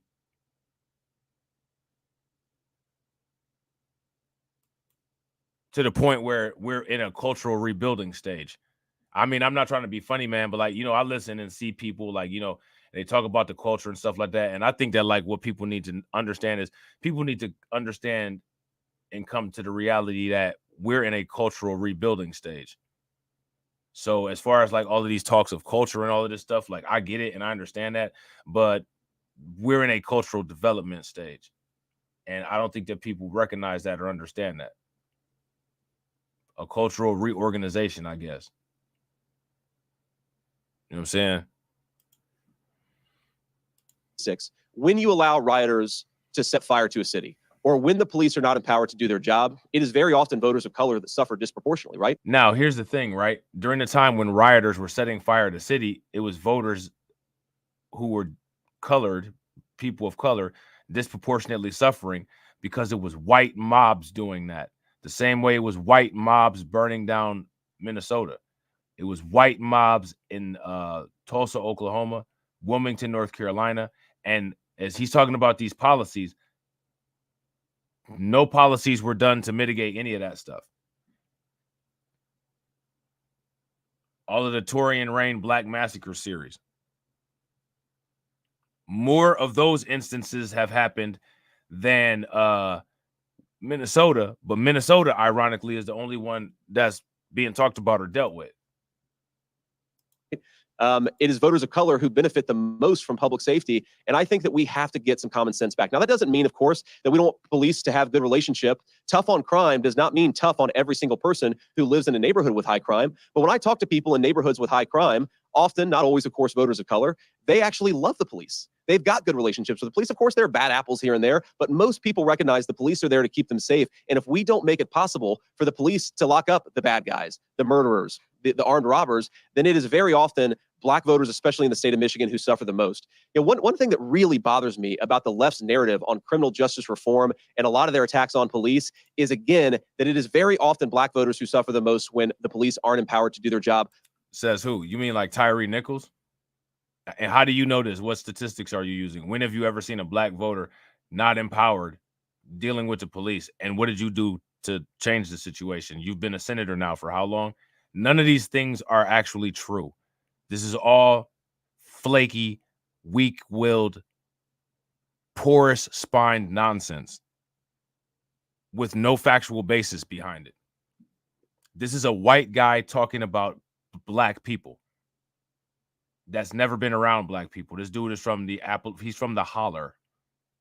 I don't know if anybody ever seen that movie called Justified. He's from a part of the United States like that. And like always, there's never any Black people around, which is on purpose, right? Now, this is what I'm saying. One of the reasons why they do what they do and they try to stifle our platforms and try to keep us as small as they possibly can is because you have to answer. You have to answer for these type of comments. If there was a significant platform where people would do a tour. And that's one of the reasons why I was going to do that Aiden Ross reaction live stream. I didn't get a chance to do it. I rescheduled it. I'm going to try to do it tomorrow. You know what I'm saying? But we got to take a look at that Aiden Ross live stream because Trump just is deciding to go talk to live streamers now. Now, Kamala Harris had went and she wanted to get on the live stream with Kai Cenat. I don't know. Kai Cenat told her, nah. Kai Cenat probably tried to Kai Cenat probably was trying to OnlyFans her. You know what I'm saying? You know what I'm saying? Kai Cenat probably tried to hit her with the can you be cam girl Kamala? And you know what I'm saying? That probably didn't go right. So that kind of fell through. You know what I'm saying? Because y'all know Kai Cenat about crazy. You know what I'm saying? We have got to change this. There's an idea out there, I think, that Americans often forget that the worst violent criminals, right? It's a very small group of people who commit the most egregious and there you go. He's specifically directly talking about Black people. And again, this is what I'm saying about these genocidal agendas, which is one of the things that Black people need to start training, getting regimented, and being ready to deal with threats on a daily basis effectively against. You got politicians saying this about us directly to a group of white people. An idea out there, I think, that Americans often forget that the worst violent criminals, right? It's a very small group of people who commit the most egregious and most often commit the worst violent crimes. Nobody, Black, white, or anything else, wants us to do anything other than lock up the most violent criminals. You do that, and you empower the police to do that. Well, what he forgot to say is that, you know what I'm saying, like, the Black group is the group that he's talking about. You know what I'm saying? You solve a whole host of the violent crime problem, and voters of color, I think, benefit from that as much as anybody. Now, and the reason why he's saying that is because, again, this is making the inference, voters of color, now he's making the inference of the proximity crime. Instead of saying Black on Black crime. This is why voters, quote unquote, voters of color benefit from this. Voters of color would benefit and the crime would go away if there was economic empowerment based on the debt that the United States owes Black Americans. But you got to understand, we got to flip it to where they're walking around wondering when we're just going to cash the check upside their head. Because they're not going to do it. You know what I'm saying? Sir. Jared Haig from NBC News. You have repeatedly suggested that the only reason Kamala Harris didn't pick Josh Shapiro to be her running mate is because of his Jewish faith. Do you have any evidence to support that assertion that a person who's married to a Jewish man is somehow anti-Semitic or bowing to anti-Semites? Well, I reject the premise of the question. I did not say that that was the only reason that Kamala Harris didn't choose Josh Shapiro. So you should, take a little less DNC talking points when you ask your questions and ask a real question. I have suggested that Kamala Harris was motivated, or at least her party was motivated by anti-Semitism. And the evidence that I offer for that is what dozens of Democratic activists said in the run-up to her selecting her nominee. There were multiple grassroots activists, multiple media personnel. And again, I just want you guys to pay very close attention. Again, this is just, the white people stuff, private part politics. If you're married to somebody white, or if you're married to somebody that's a J, then you can't be anti, you know what I'm saying? Like, just it's the private part politics. They think that if you're screwing somebody, then you can't have any type of issues against that group of people that you're with. Mind you, while these people's ancestors went all over the place and literally graped against people's wills, all of the people that they were there oppressing. They Philippines, you know what I'm saying, Native, America, Africa, other European countries. I mean, literally all over, and just did massive sexual crimes to people, so much to the point that they created different ethnicities and groups of people. So you got to and this is why I be saying about the depolicing and all that. All of that is just all stuff that all you got to do. You listen to a guy like JD Vance long enough, you'll start hearing Umar Johnson, because that's where they get the talking points from. Which is one of the reasons why, if that's where they get the talking points from, and the ideas develop from that, it should make sense very easily. It should be very easy to deduct why we haven't really made a lot of progress. Because if all of our ideas are rooted in white supremacy, and the idea of white supremacy is to keep us down, then literally by practicing what we practice, we're self-keeping ourselves down. And this is the reason why I say there's a thin line between pro-blacks and coons.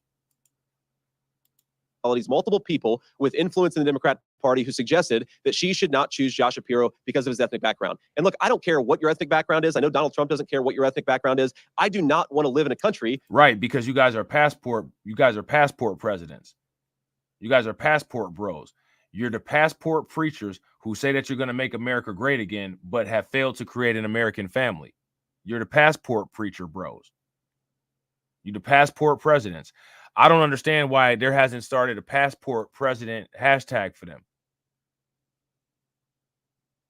Now, again, there's nothing wrong with, being a passport bro. We're just using the logical talking points.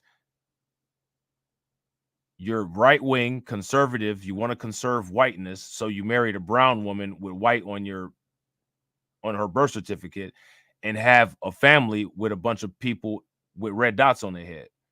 But you know what I'm saying? While calling other people un-American. I mean, it's a whole contradiction. You know what I'm saying? Where we're choosing who the next VP is based on skin color or ethnic heritage. Choose based on merit. And the fact that so many prominent leaders in the far left felt empowered to talk about Shapiro's ethnic heritage is a disgrace. And I think it's a scandal for the Democrat Party. Yes, I do. As he just sat there and literally did all of the talking for and about black people. He literally just did the same thing. But it's a disgrace when they do it, the Jays. Last question, ma'am, the blue and yellow there. Hi, yeah. I'm Janelle James, reporter for Bridge, Michigan. And Michigan has about 91,000 immigrants, which counts for about 1.2% of our population. So what do you say to the people in Michigan who say immigration really isn't that big of a problem here?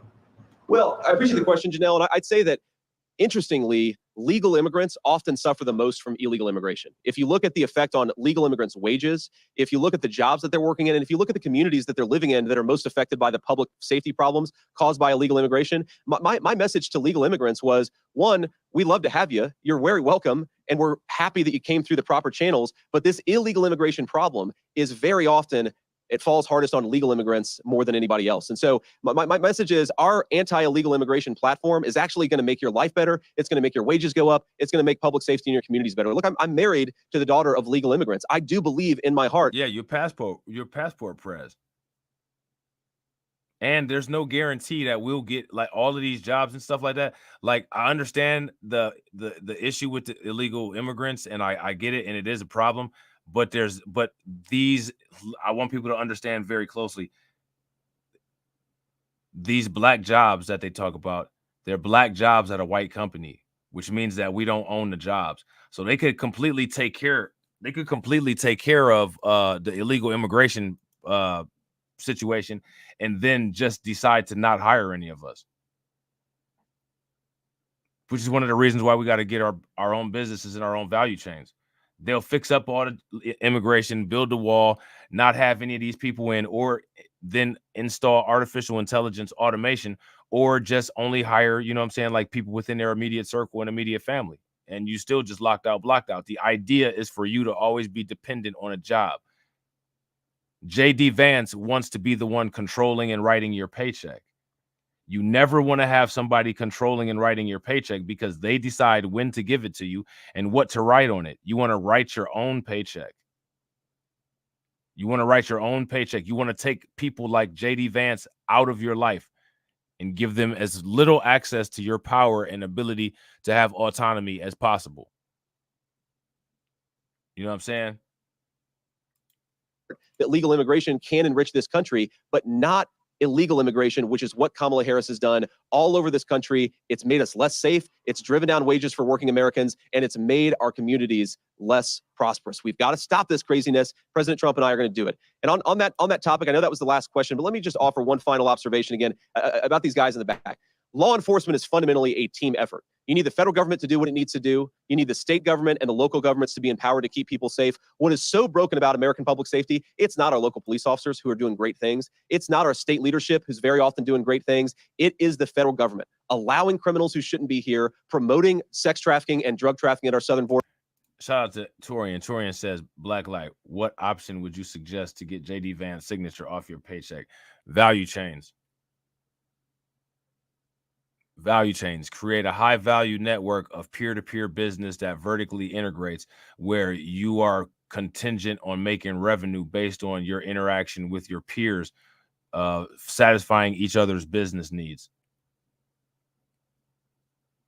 You know what I'm saying? And making it a part of the culture that you just don't waste relationships.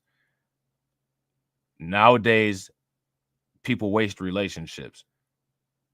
Like I said, like people like JD Vance, one of the reasons why he went to the school that he went to was so that he could get with his rich friends.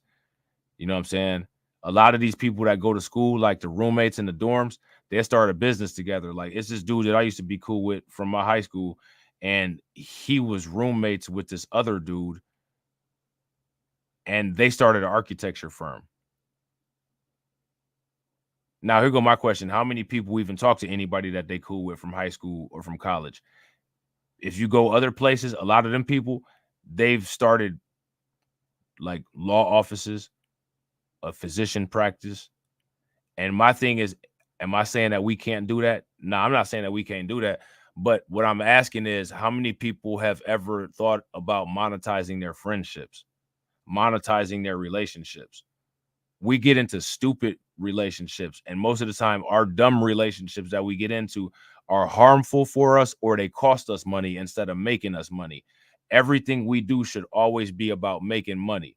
Like DMX said in Belly when he was Tommy Buns, get the money. You know what I'm saying? Get the money. Your friends that you with, you know what I'm saying? You know, people on the basketball team that you play for in college or in high school, those should be the people that you're doing business with. It should be a part of masculinity for men to create viable business together to be competitive globally. That should be a tenet of masculinity. Not women deciding that a man that makes $1 million so that they can buy him a bunch of nonsense is a man. No, men that show that they can build an empire, not based on anything that a woman does, based on how we conquer and demolish other men. That's the tenet of masculinity, not what you can do for a woman, what you can do to leave your impression on the world. That's the tenet of masculinity. How you build, how you organize, what you leave for the future. You know what I'm saying? None of that is anything that a lot of these people talk about in terms of masculinity or anything like that.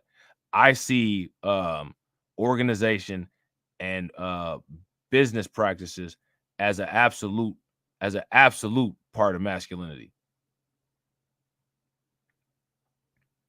Creating value. The whole concept that a lot of these dudes talk about a high value man, I mean, it's about creating value. But most people don't get into any type of relationship or interactions to create value. A lot of times people create negative value. You know what I'm saying? And I think that it shows.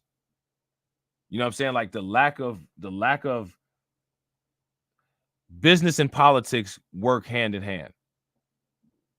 When you have business, your business is highly dependent on certain politics. People always say that, oh, well, black people don't know nothing about politics. I would say that there's never really been a necessity for us to know about politics other than survival. This is what I'm saying. Like, man, like a lot of times, like sometimes, like I swear people just want to talk just to be heard and they don't really think. Politics facilitate commerce. Most politics are about commerce. If we don't have any businesses, if we don't have any commerce, what is the necessity of politics other than just basic stuff to keep white people who are trying to harm us off of our backs? Because that's literally all politics has been for black people. You know what I'm saying? Just some type of mechanism to try to shield us from white people and the harm that they cause. That's it. What else have we used politics for? So our involvement with politics is based on a survival mechanism. It's not based on a prosperity mechanism.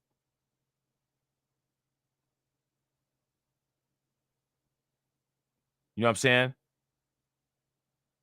If we got a disparity of like these dudes, I'm voting for this person because they'll give me like 55% tax off of XYZ. And you know what I'm saying? Like I can get the zoning thing and yada, yada, yada. These aren't conversations that a lot of us have in our day-to-day life. We don't do because there's a lack of businesses.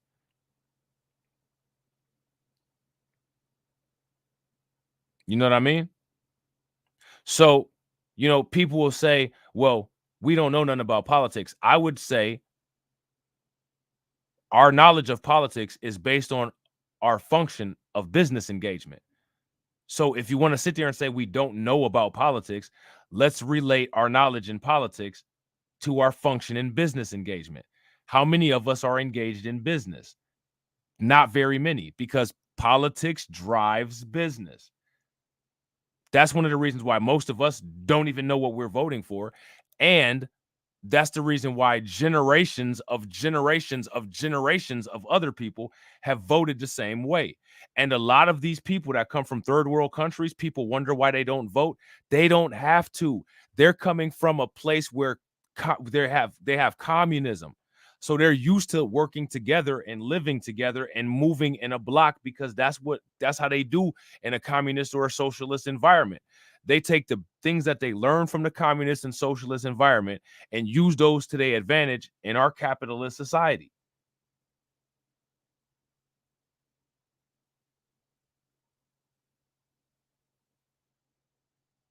They don't know nothing about politics neither, for the most part, man. It's the newer generation, like the Vivek Ramaswamy and his parents. They probably not. Vivek Ramaswamy, yeah. Nikki Haley, yeah. Kamala Harris, yeah.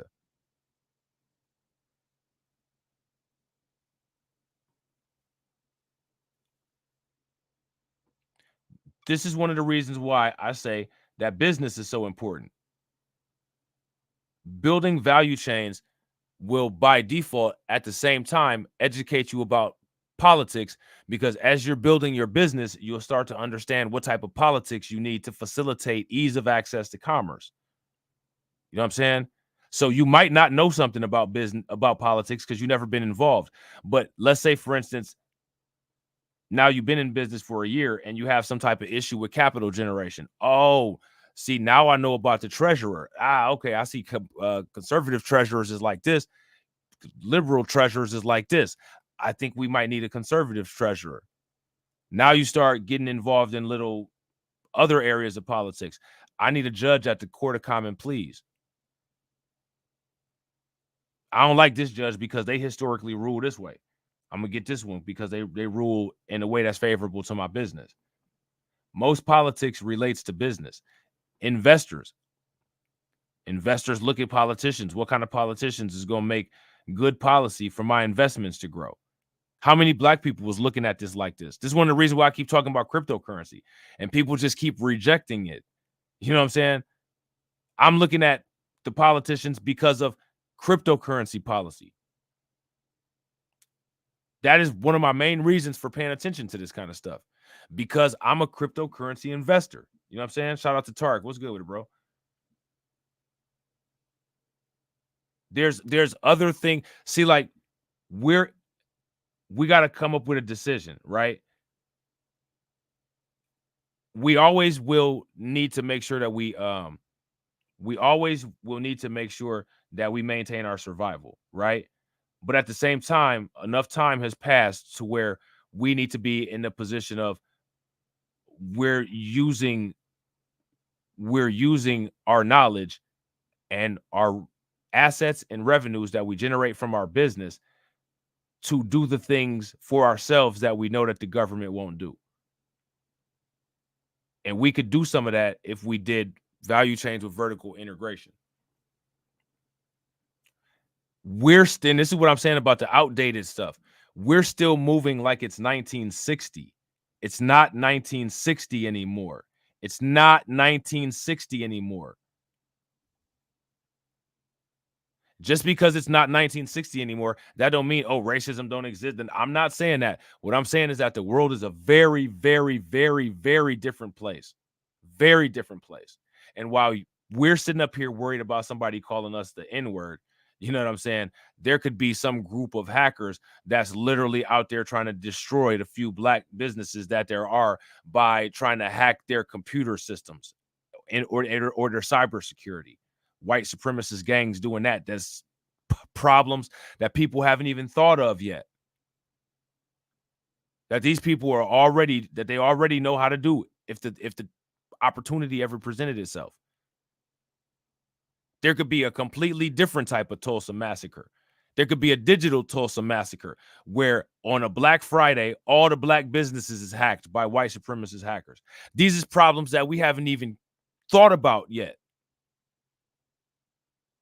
That are out there. They're out there waiting to confront us when we do get there. You know what I'm saying? But there's a odd force that doesn't want us to get there. And oddly, the odd force in many cases is a lot of us, which means that they ain't us. You know what I'm saying? So that's just, you know, that's a little food for thought.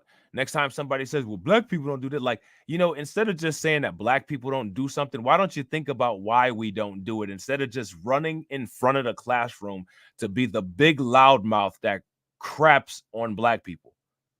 Why don't you sit down and think? Now, somebody could say that people that run to the front of the classroom to talk crazy about black people, one thing that them people don't do is they don't think. See, shout out to John. John said, that's why I posted that article in the Discord about the big hack of 3 billion people. Yeah. And I mean, people doing it younger now. I mean, it could be they could be doing it during their playing a Call of Duty. Some kids, 12 years old. They teach kids how to do Python in school nowadays. You know what I'm saying? Visual Basic and JavaScript. You know what I'm saying? Like 6th graders know these kind of programming languages now. These kids out here programming their own games. You know what I'm saying? They programming their own games on Roblox. Kids. I'm talking about like 6, 7, 8-year-olds doing it. You know what I'm saying? So imagine what they're doing by the time they get into middle school. You know what I'm saying? Let alone high school, college, then adult. You know what I mean? Shout out to Cindy. I appreciate it.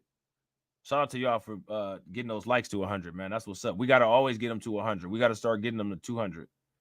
You know what I'm saying? But these are the things, man. This is what I'm saying. This is what I'm talking about, man. Like, I listen to a lot of time. I listen to a lot of panels, and you know what I'm saying? Like, I just be like, man, how you so clueless? How do people be so clueless? Everything got a cause and everything got an effect. It's a reason why people don't deal with politics too much. It's because there's not really a utility for it. You know what I'm saying? Like, we kind of haven't progressed with the time. We used to utilize politics, you know what I'm saying, Malcolm X, Martin Luther King, because it was directly necessary for safety. But as the world has changed, it's kind of different. It's kind of different. It's not really the same scenario anymore. We need to change the strategy up.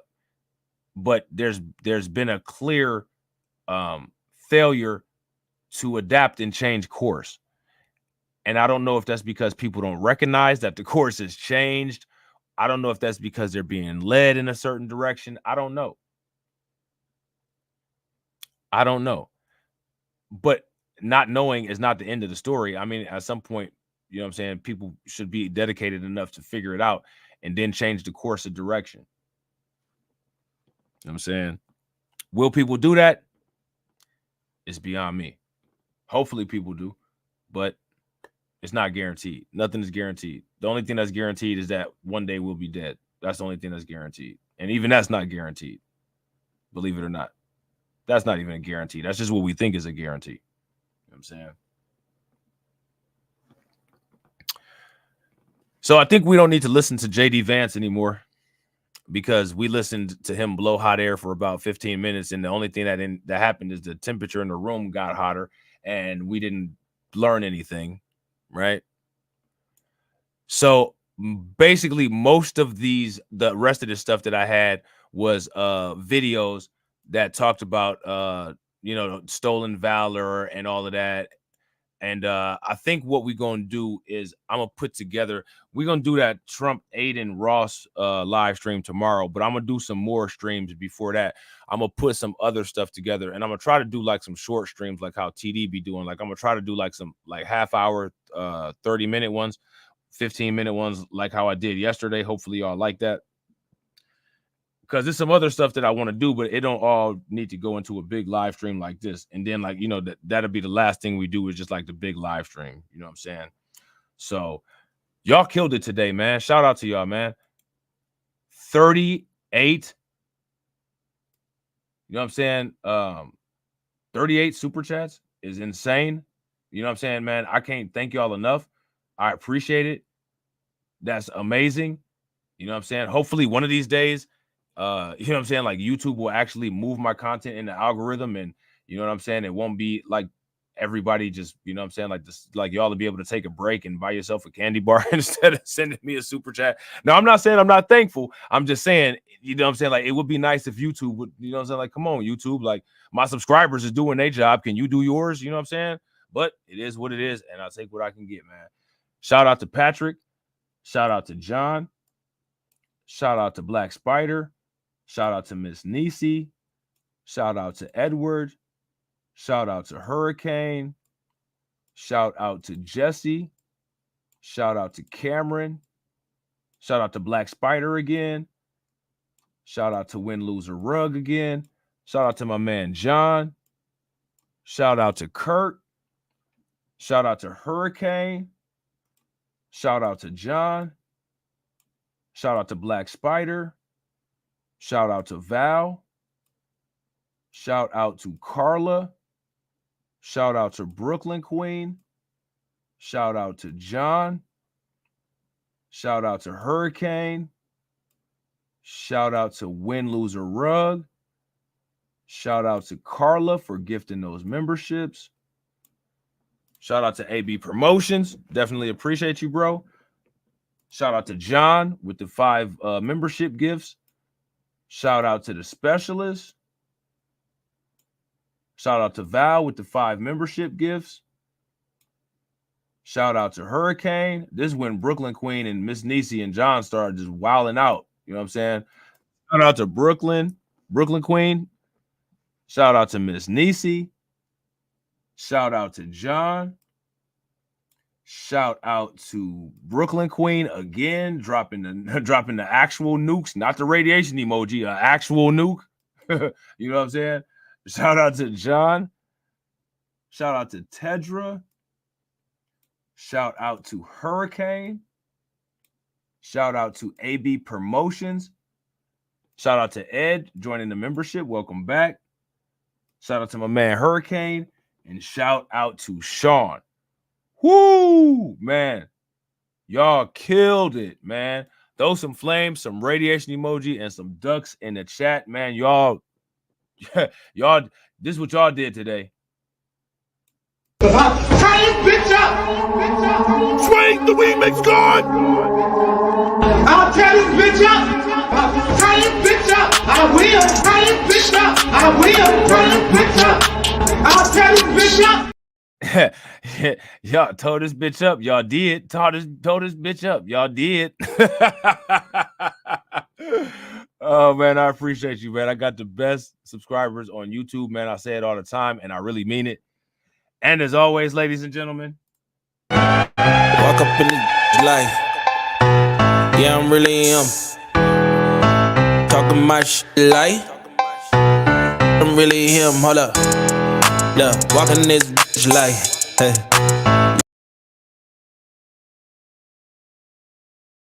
Yeah, I'm really him.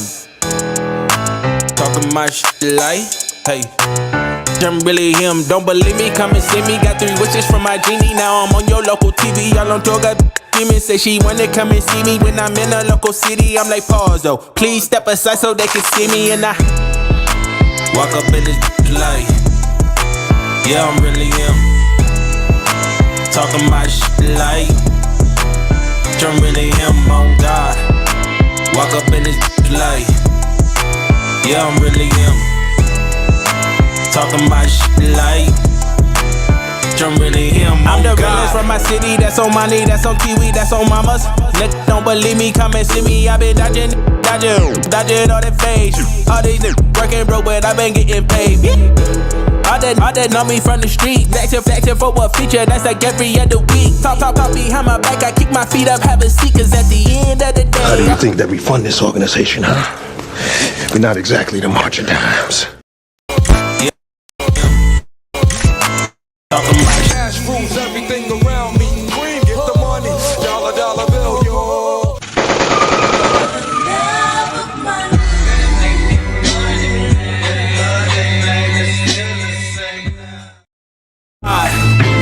Walk up in this light. Yeah, I'm really him. Talking my shit like I'm really him. Hold up. Look, walking this light. Hey. Yeah, I'm really him. Talking my shit like, hey, I'm really him. Hold up.